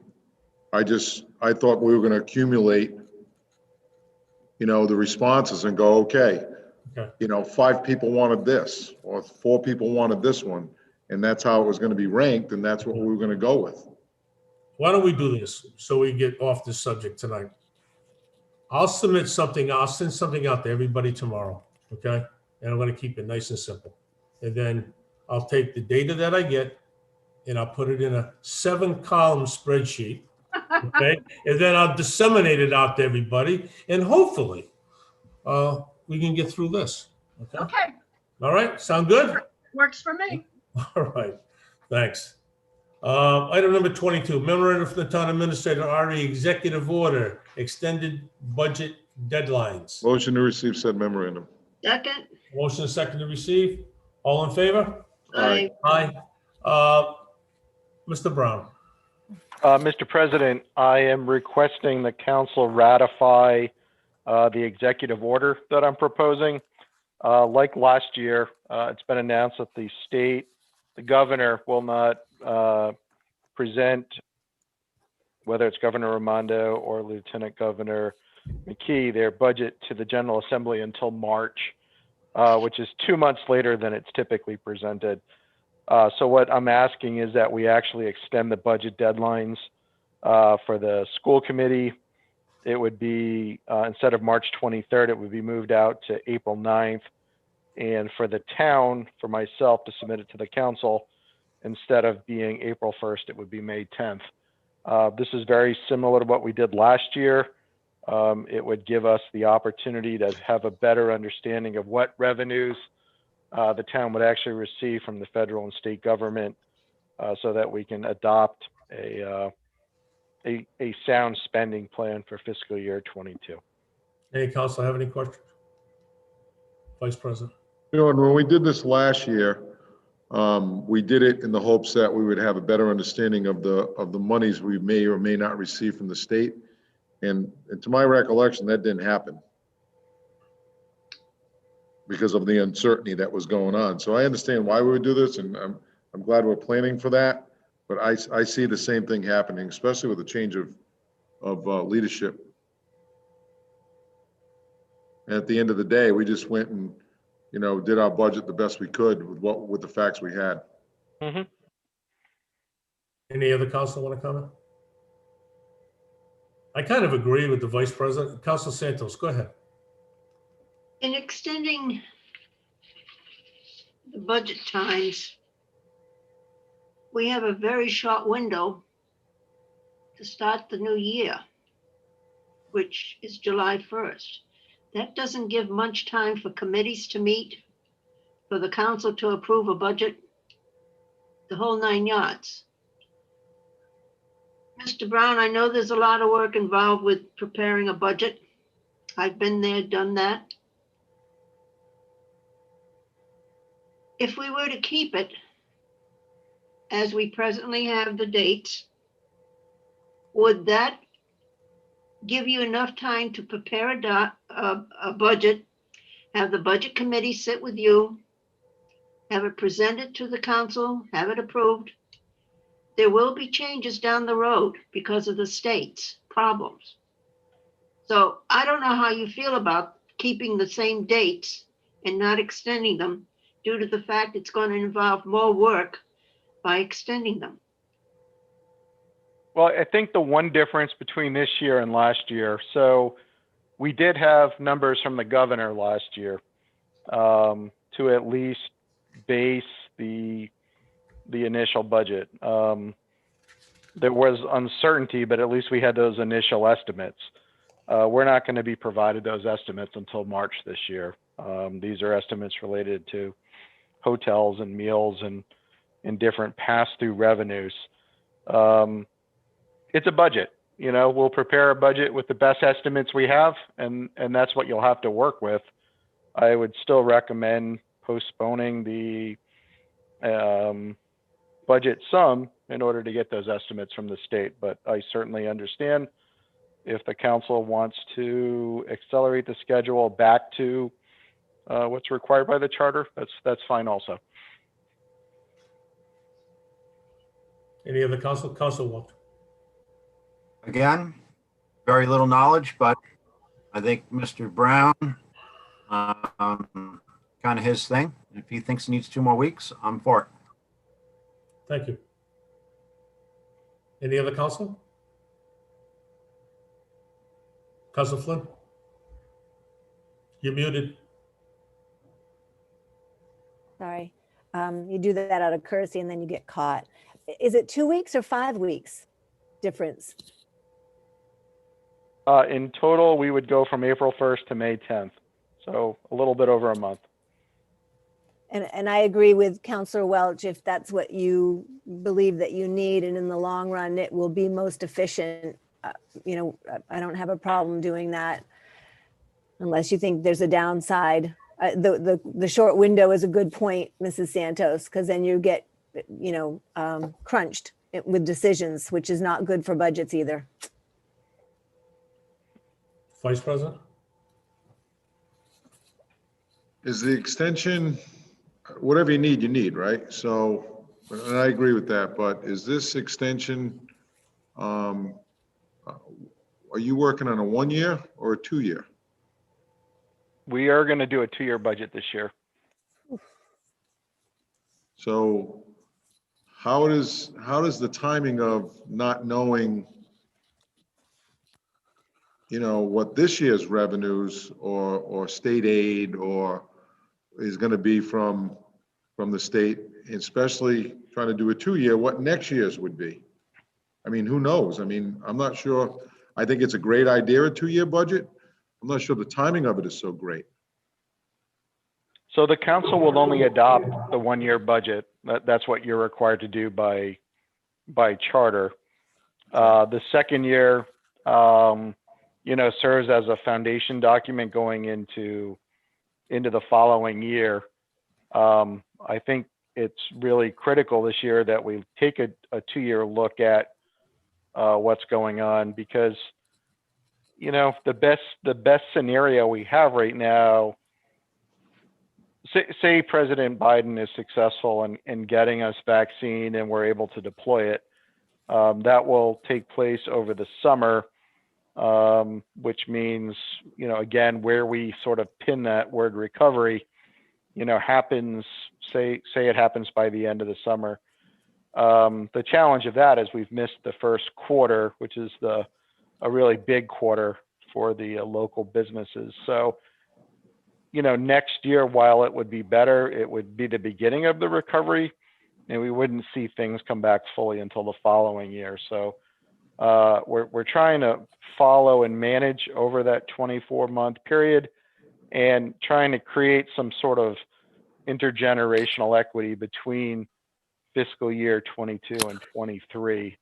And we have some other events that are really crossing fiscal years. So they're going to be important. They're going to be important, you know, as we're negotiating the contracts that are coming up. We have the 5 labor contracts.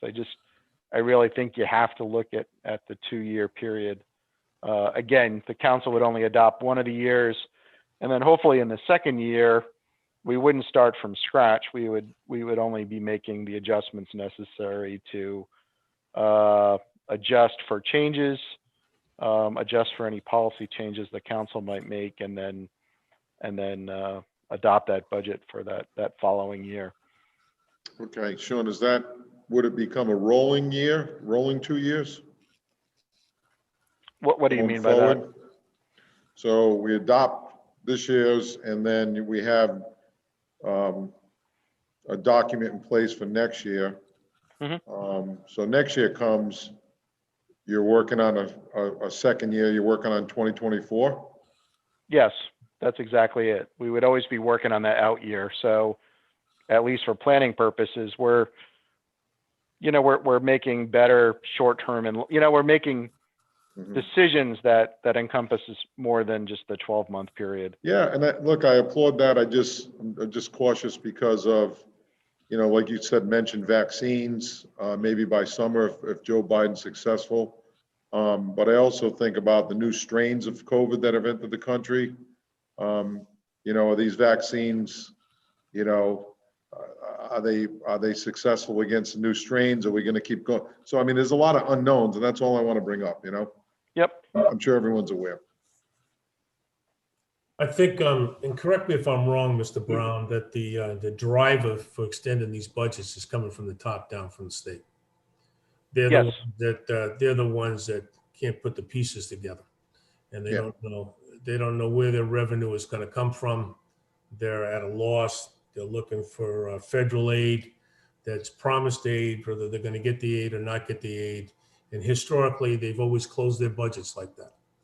Correct. Whereas us, we're closer to the ground. We can identify our revenue resources a lot easier than the state can. And I think by projecting out, which would be a draft budget for the second year, I think we're going to do a great service to ourselves and be able to financially better have control of the future. That we can adjust, amend, and tweak at any time. But I'm a little reluctant to extend this budget process out because I don't want to get into we have to do it today, we have to do it this week mentality later on down the road. I'd rather take the time and go through the budget process so that we know exactly where we're going and what we have to work with at the time.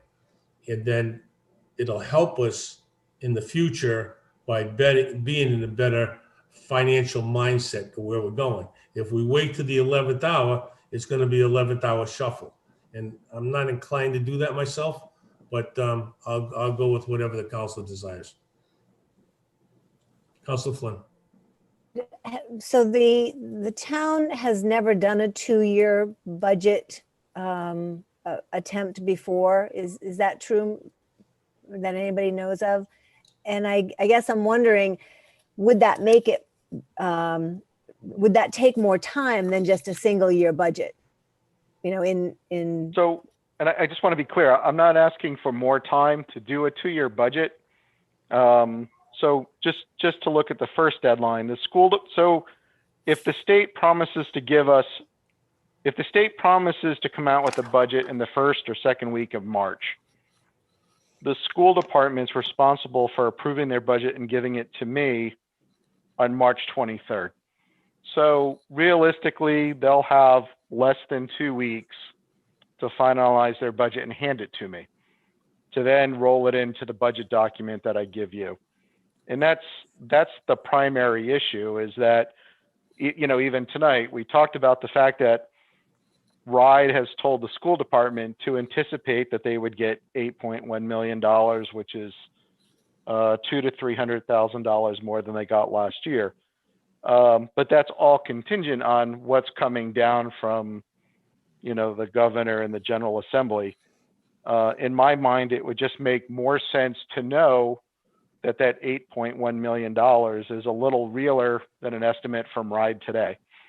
And that's why I'm asking just to kick it out to April 9th on the school side. And again, giving me a month to pull everything together. But it's not the two-year budget that's the basis for my request. It's just simply to what you said, Mr. President, that the state has already extended its budget timeline by 2 months. and again, if the council wants something on April 1st, then we'll come up with something, but the numbers will be more fluid in the document that we give you. And we can adjust either way. Not, it's a quality question. Council Santos, and then I have you, Council Flynn. Council Santos. Thank you. I can understand where Mr. Brown is coming from.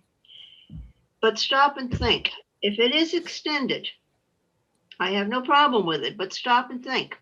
We'll have how many budget hearings that we have to have? We'll have council meetings that we have to have, and you're going to have to approve the budget by June 30th. So think of that time frame of all the meetings, and if the council docket is not completed, it's going to be extended to another day in the week where we possibly could have a budget hearing. So you're going to have 3 meetings in 1 week? Is that a possibility? Yes. That's how I feel about it. And then many of us are attending other meetings representing the town. Council Flynn. Yes, I just wanted to clarify to Mr. Brown that I understood that you were not asking for the extension because of it's a 2-year budget. You're asking for the extension because there's other entities that are extending their timelines. My point with the question about will a 2-year budget take longer to do was really more for the council, for us to assess a 2-year budget versus a 1-year budget. Because if we extend, once again, to Ms. Councilor Santos's point, if we extend and then we get into conversation that's a 2-year, which nobody's familiar with, and it takes us longer to, hash that all out, we're going to be pushing that deadline. It's really the length of time that we have to work on a 2-year budget that it might take, because we don't know. Thank you. I think in all fairness to Mr. Brown, he's asking for the extension. I'll defer that to him, but it's funny about our budgets, because when we talk about our budgets in depth, in my conversations with Mr. Brown and the finance director, is that we're always looking ahead to the next year anyways. We're not just looking at this year. We're looking at the future, where we're going to be in the future, trying to focus where we're going to be and trying to line ourselves up so financially we know if we can get through this year, where we're going to be going into the following year. So that's just my perspective on that. So, Councilor Toronto. Thank you, Mr. President. My question to Sean is, will this budget take into consideration the consolidation that we're trying to achieve with the school? My goal would be to include it in there, but as I've stated a number of times right now, trying to work the consolidation of departments while we're addressing the pandemic is a huge challenge. Rosemarie Krager is working terribly hard to make sure that students are getting delivered education. The business office and the finance office here are spending a tremendous amount of time getting reports to the state as the state is addressing different budget holes that are occurring. We're busier now than we've ever been. So I will do my best, but again, we need to be realistic that we're operating in a pandemic. My day today was conversations about getting vaccines to people. So, at some point you have to look at the resources that are available and what can actually be accomplished. We spent some time with Newport asking just how they consolidated the finance offices. And a lot of that, was based on the fact that you need to get the 2 groups together to do the coordination for the services to move to the consolidated department. It is really difficult right now to get people together to meet just because of the fact that, you can't get people in the same room. So we are doing our best. I'd like to include it in the budget. We are going to be challenged with resources. So we need to factor that in also. But that would be that's the charge the council gave me, was to work on that. So I will do my best to achieve that result. But again, I think it's important that everybody's realistic about the fact that we are in a pandemic and that we are restricted in how we operate. And that's a little something that's sort of missing, I think, when we consider this consolidation right now. Can I just finish up, Paul, then I'll turn it over to you? Sure. Thank you. Sean, I would agree. I mean, the reason we put this project list together is because we have so many projects and that we need to decide what we're working on and what we're not working on. So I would agree with you on that. I mean, you're saying you're super busy and we've charted you, we've challenged you with certain projects. So hopefully those are in the top 5. I understand the COVID is causing issues. It's been causing issues, for over a year. But when you say the schools are having a hard time getting together to talk about this, they just did a presentation about creating a committee that's going to talk about school construction, building maintenance, and technology. She's forming a group right now as we speak. So why can't she meet with us? If she's forming this group, why would that be a good group to participate in this consolidation? I don't have the resources, Dennis, from the last budget, and I don't have the resources people-wise to address this right now. And we can anecdotally look at what Rosemary's going to try to do with the facilities committee, and you know what? I had this conversation with the council president. Unless Rosemary brings someone in to do that work, I don't know how she's going to have the ability to work on a facilities plan. And that is a conversation the council president and I had last week. So, and we're having it now. We've got to be realistic here. And respectfully, I understand what I've been asked to do, but there's a lot going on right now. We spend a lot of time helping residents, helping businesses, and again, to find the bandwidth to consolidate the facilities department, consolidate the finance departments.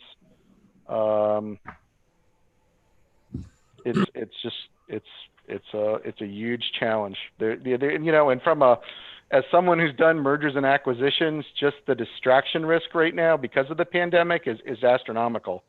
That's why you don't see a lot of mergers and acquisitions happening in the corporate arena right now. Everybody's struggling to just keep people in the workplace or at least connected remotely. But again, I will work towards it. It will be part of the budget, and I hope the council will provide the resources to make the consolidation happen. Yeah, and I only asked the question because in the last budgetary meeting last year, that same question came up after it was proposed. So I just wanted to get it out on the table if it was going to be included or not. And then in regards to the budgets, I mean, we can look at what last year's budget was and kind of build off of that. Sometimes, most cases we take what we did last year and we roll it forward and we look at how that's going to roll out this year. And that, are there any major other expenses we've got to incorporate in there, or are there any other liabilities? So is it possible if you need the extension, I understand that, but will you be able to share your information with us as you're going along to say, okay, I got this department's done or the town side's done. We're just waiting for the school side. So we could look at the town side of the budget while we're still waiting for the school side to finish up. Is that a possibility? Absolutely. Okay, I got Vice President and then I got Councilor Flynn. Vice President. Thank you, Sean. So you're probably not going to like what's about to come out of my mouth. I'm hearing a lot of, government goes on regardless of COVID. It's almost like we don't want to do this, or we're opposed to doing this, and you can respectfully disagree, and it's not a shot at you, Sean. I'm hearing as if when I look at my own business that I'm in, and I filter what people say, and quite frankly, I'm hearing a lot of excuses as to why we can't do things instead of why we can do things or how we're going to do things. Regardless of resources, we're always going to be asked to do more with less. We do it every year. So it's just my thoughts. Not a shot at you, Sean. It's just sitting back, listening, and I certainly wouldn't be waiting for the school department to do anything. So I just want to reply because, and I am concerned about this conversation because it's come up. The council made a decision to consolidate departments without meeting with the consultants who came up with the plan. They did that in the covert environment. And again, there was no discussion about it. It was simply a decision to proceed.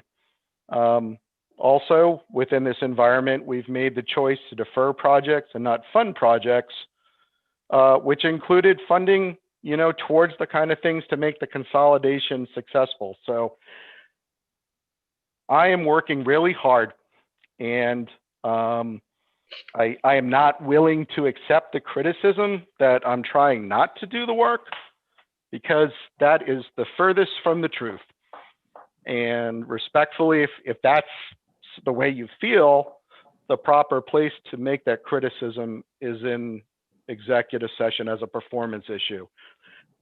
But I will say, again, we are operating in a very difficult environment with a lot of regulation from the Department of Health and the governor's office. And we come back to this point for something, and it's unfair.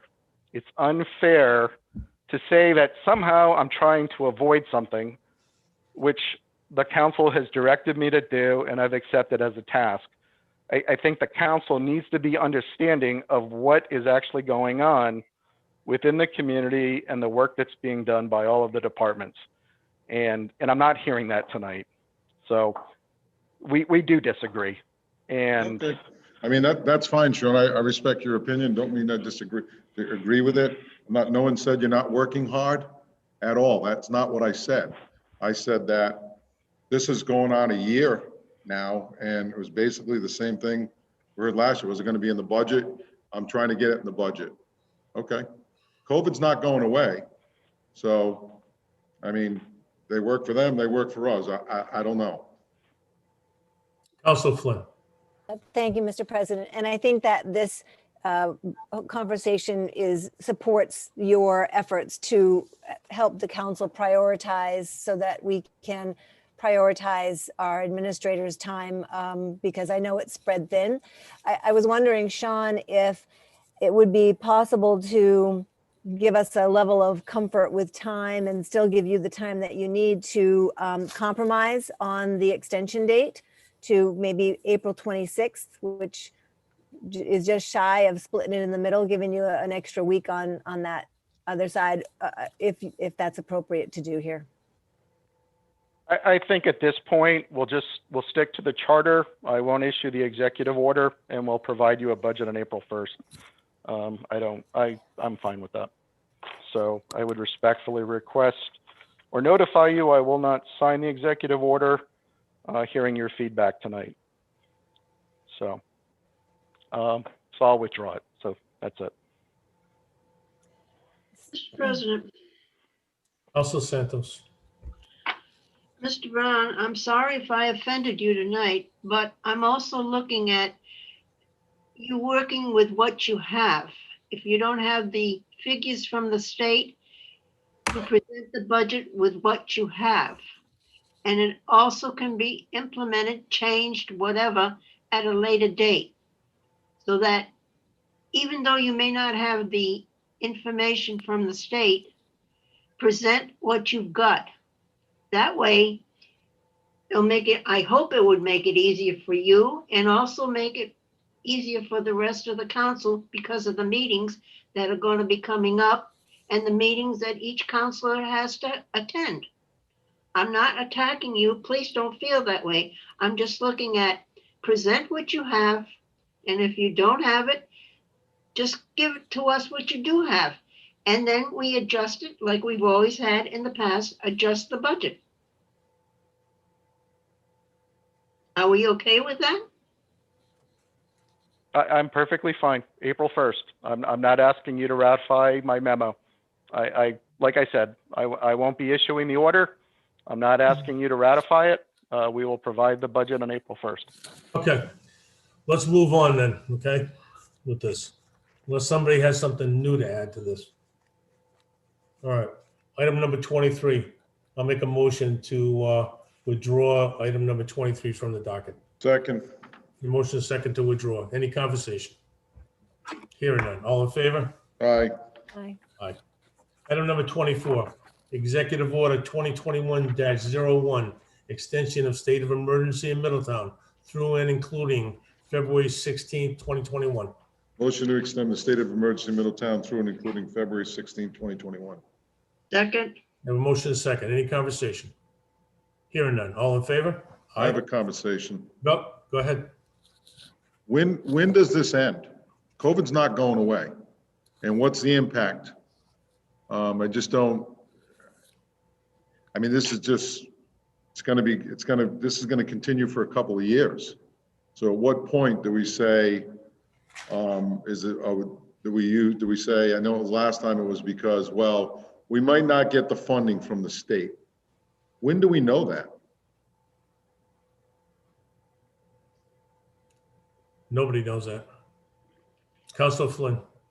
I would thank you, Mr. President. I just want to point out again that one of the big reasons for the executive or for the state of emergency is to allow our businesses without zoning to do business in ways that they couldn't otherwise.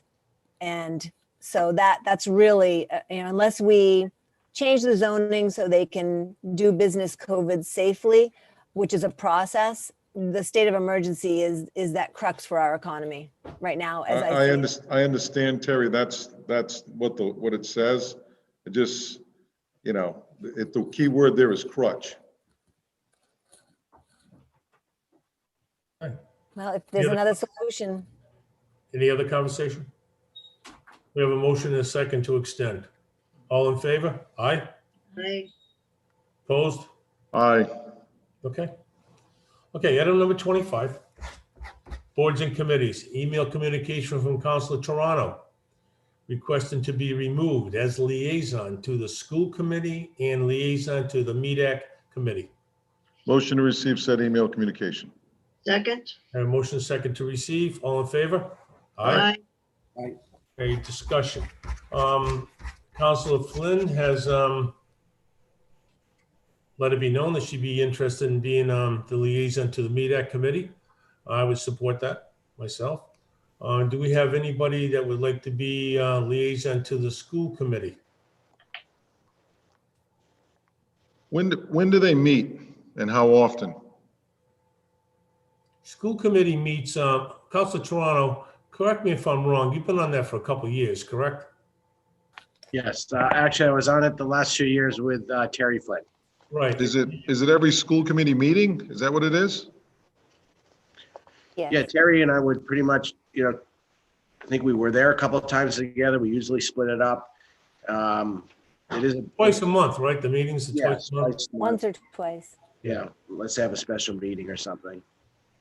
But do they start their meetings earlier though? Usually just because, I may be interested in doing it, just trying to fit whether it'll fit into my work schedule or not. Because sometimes I don't get back on the island until, 6:30, 7 o'clock at night, sometimes later.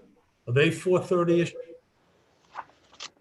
Councilor I Flynn, think- Councilor Toronto, I they like think- 4:30-ish?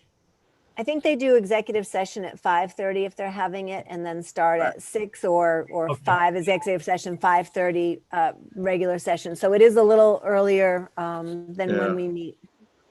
Because I got on when it was started, I think it was started at 4:30. But Yeah, and Mr. President, can I say something? go right ahead, Councilor Toronto. Thank you. And I just want to let you know, what I did was I put in my request for the different boards and I got assigned to 4 different boards. And when I went in and looked at them, I was like, there's not enough time for me to do this. I'm going to be on the Open Space and Field Committee, and I'm also on the Newport and Bristol County Convention and Visitor Bureau Committee. And those are two new committees, which I'm excited to be on. And again, I was on the MEDAC for the last few years and also on the school committee for the last few years. Okay. So I apologize. I wish I could take all 4, but I Not can. necessary. Not necessary. Okay. So is anyone interested in that right now? We can make that appointment at a later date. We don't have to make that appointment tonight. We have one interested party, so Mr. Vice President, I'll entertain a motion. to appoint Counselor Flynn. Oh, yes. Motion to appoint Counselor Flynn as liaison to the MEDAC committee. We have a second. Second. Second. All in favor? Aye. Aye. Opposed? Okay. All right. Thank you. And then we'll worry about the school committee at a later time. Okay, continued from December 14th, 2020, regular meeting, adoption of the rules of the council. Motion to adopt council rules. Second. A motion and a second to adopt. Yes, second. Okay. Thank you. Council. Conversation? Conversation. Go right ahead, Councilor Flynn. Oh, thank you. So, Madam Clerk, could you please make part of the public record the memos that I sent to council dated January 18th and 19th, and the document distributed regarding Rule 10? So I had sent out a number of, to make it easier, of suggested amendments or eliminations, cleaned up the rules of the council to make them clearer.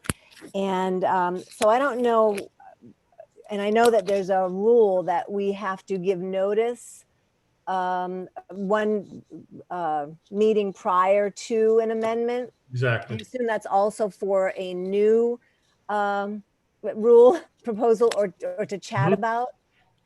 So most of them are written up in my memos, Okay. and they'll be part of public record.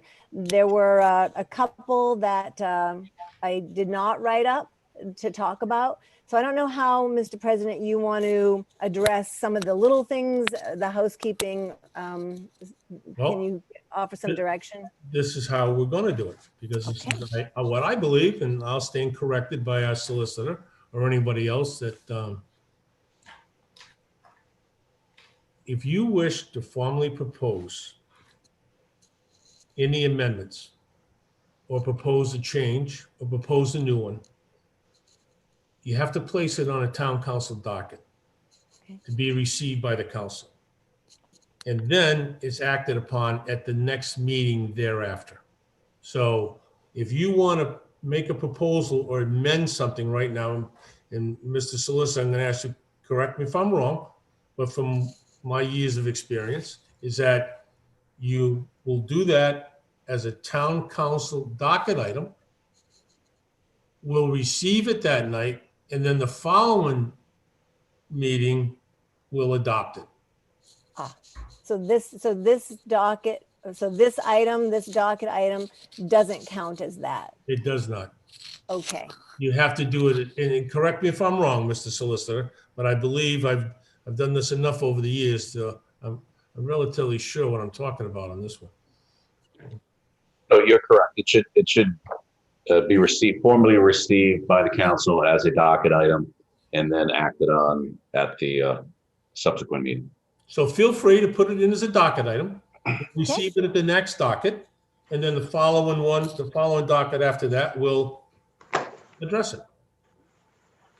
Okay. Councilor Santo. It would have to be, go ahead, Mrs. Flynn. You finished? Yeah, so I will just batch them all together and resubmit them. Okay, and I'll add the other two onto them as You well. can do it all in a group. Okay. Councilor Santos. And it would have to be submitted to the town clerk before Tuesday, before 12 o'clock. On Tuesday before 12 o'clock. Am I correct? Like every other docket item, that's correct. Thank you. Councilor Toronto. Thank you, Mr. President. I have a couple changes too that I was gonna discuss this evening. Do I have to repeat myself, or did you get Nope, the gist? nope, just based on what I just heard. Flynn. Okay. Based on what I just heard, I will probably get with Counselor Flynn and add it to her list, or Okay, you my can, list, but we'll you can present one list. do of a the- combined group and do it as one. You can do it individually, but as long as Whatever's you easy. understand the process now. Yeah, whatever's Okay. easy. Thank you. All right, thank you. Anybody else? Councilor Von Phillis. Yes, I am confused. The reason I am confused is because I created a docket item about this particular thing that I'm going to talk about, and I was told to bring it up at this discussion of boards and committees. Let me explain what the situation is and tell me what I'm wrong, okay? I want to talk about the current rule of the council number 33 regarding appointments to boards and committees, which mandates that the council interview applicants wishing to be appointed to the zoning and planning boards. And all new applicants shall be interviewed prior to appointment.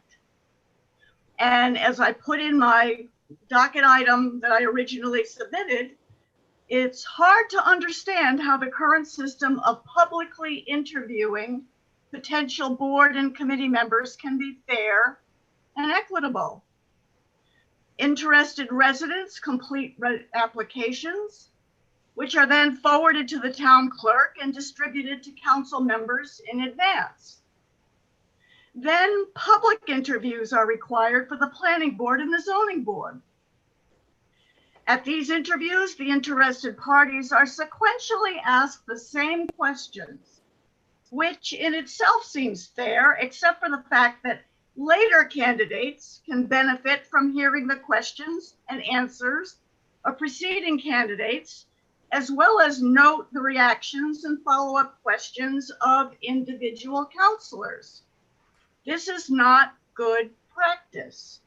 So as I was told to do, and you can tell me if it's wrong, I have a motion that the council add a question or two to the application specific to the particular board and return to the original rule, which provides the option but does not mandate public interviews.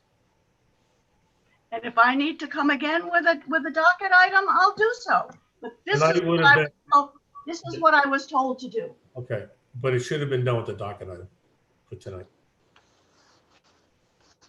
Am I right? Am I right, Mr. Solicitor? I was told to do what I just did now, okay? I don't have a problem if you want me to do something else. Okay, let's not have a problem and let's just put a docket item in. We'll put it that way. And that way it's nice and clean. Councilor Welch. So what are we doing with item number 26? Nothing. Nothing. So why? If you want, for an example, if you want to make a suggested change or amendment. I got it. I completely. You got it. Okay. I do, but so I don't know why it's on here. Because it's on there, we do this once a year. Correct me if I'm wrong, Mr. Solicitor. It gets on there once a year, that we review it, and this is the night that we review it.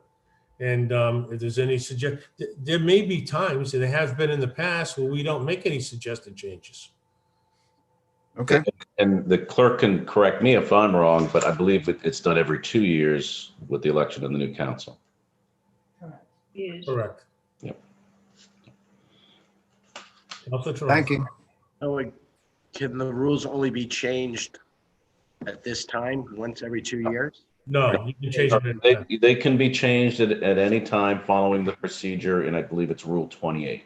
That's what I thought. That requires You can change it anytime. advance notice. Okay, great. That's what I thought. Thank you.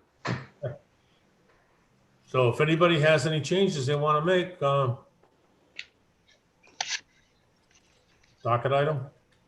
Yep. There we go. Perfect. Okay. Mr. Vice President. I was gonna recommend maybe we form a committee to review these. No committees. We are the committee. No We are the committee. Okay.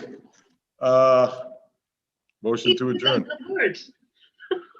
No, I just wanted to make sure I wasn't missing anything, Mrs. Santos. Okay, well, I didn't hear you, Vice President. Motion to adjourn. Never second. We have a motion to adjourn. All in favor?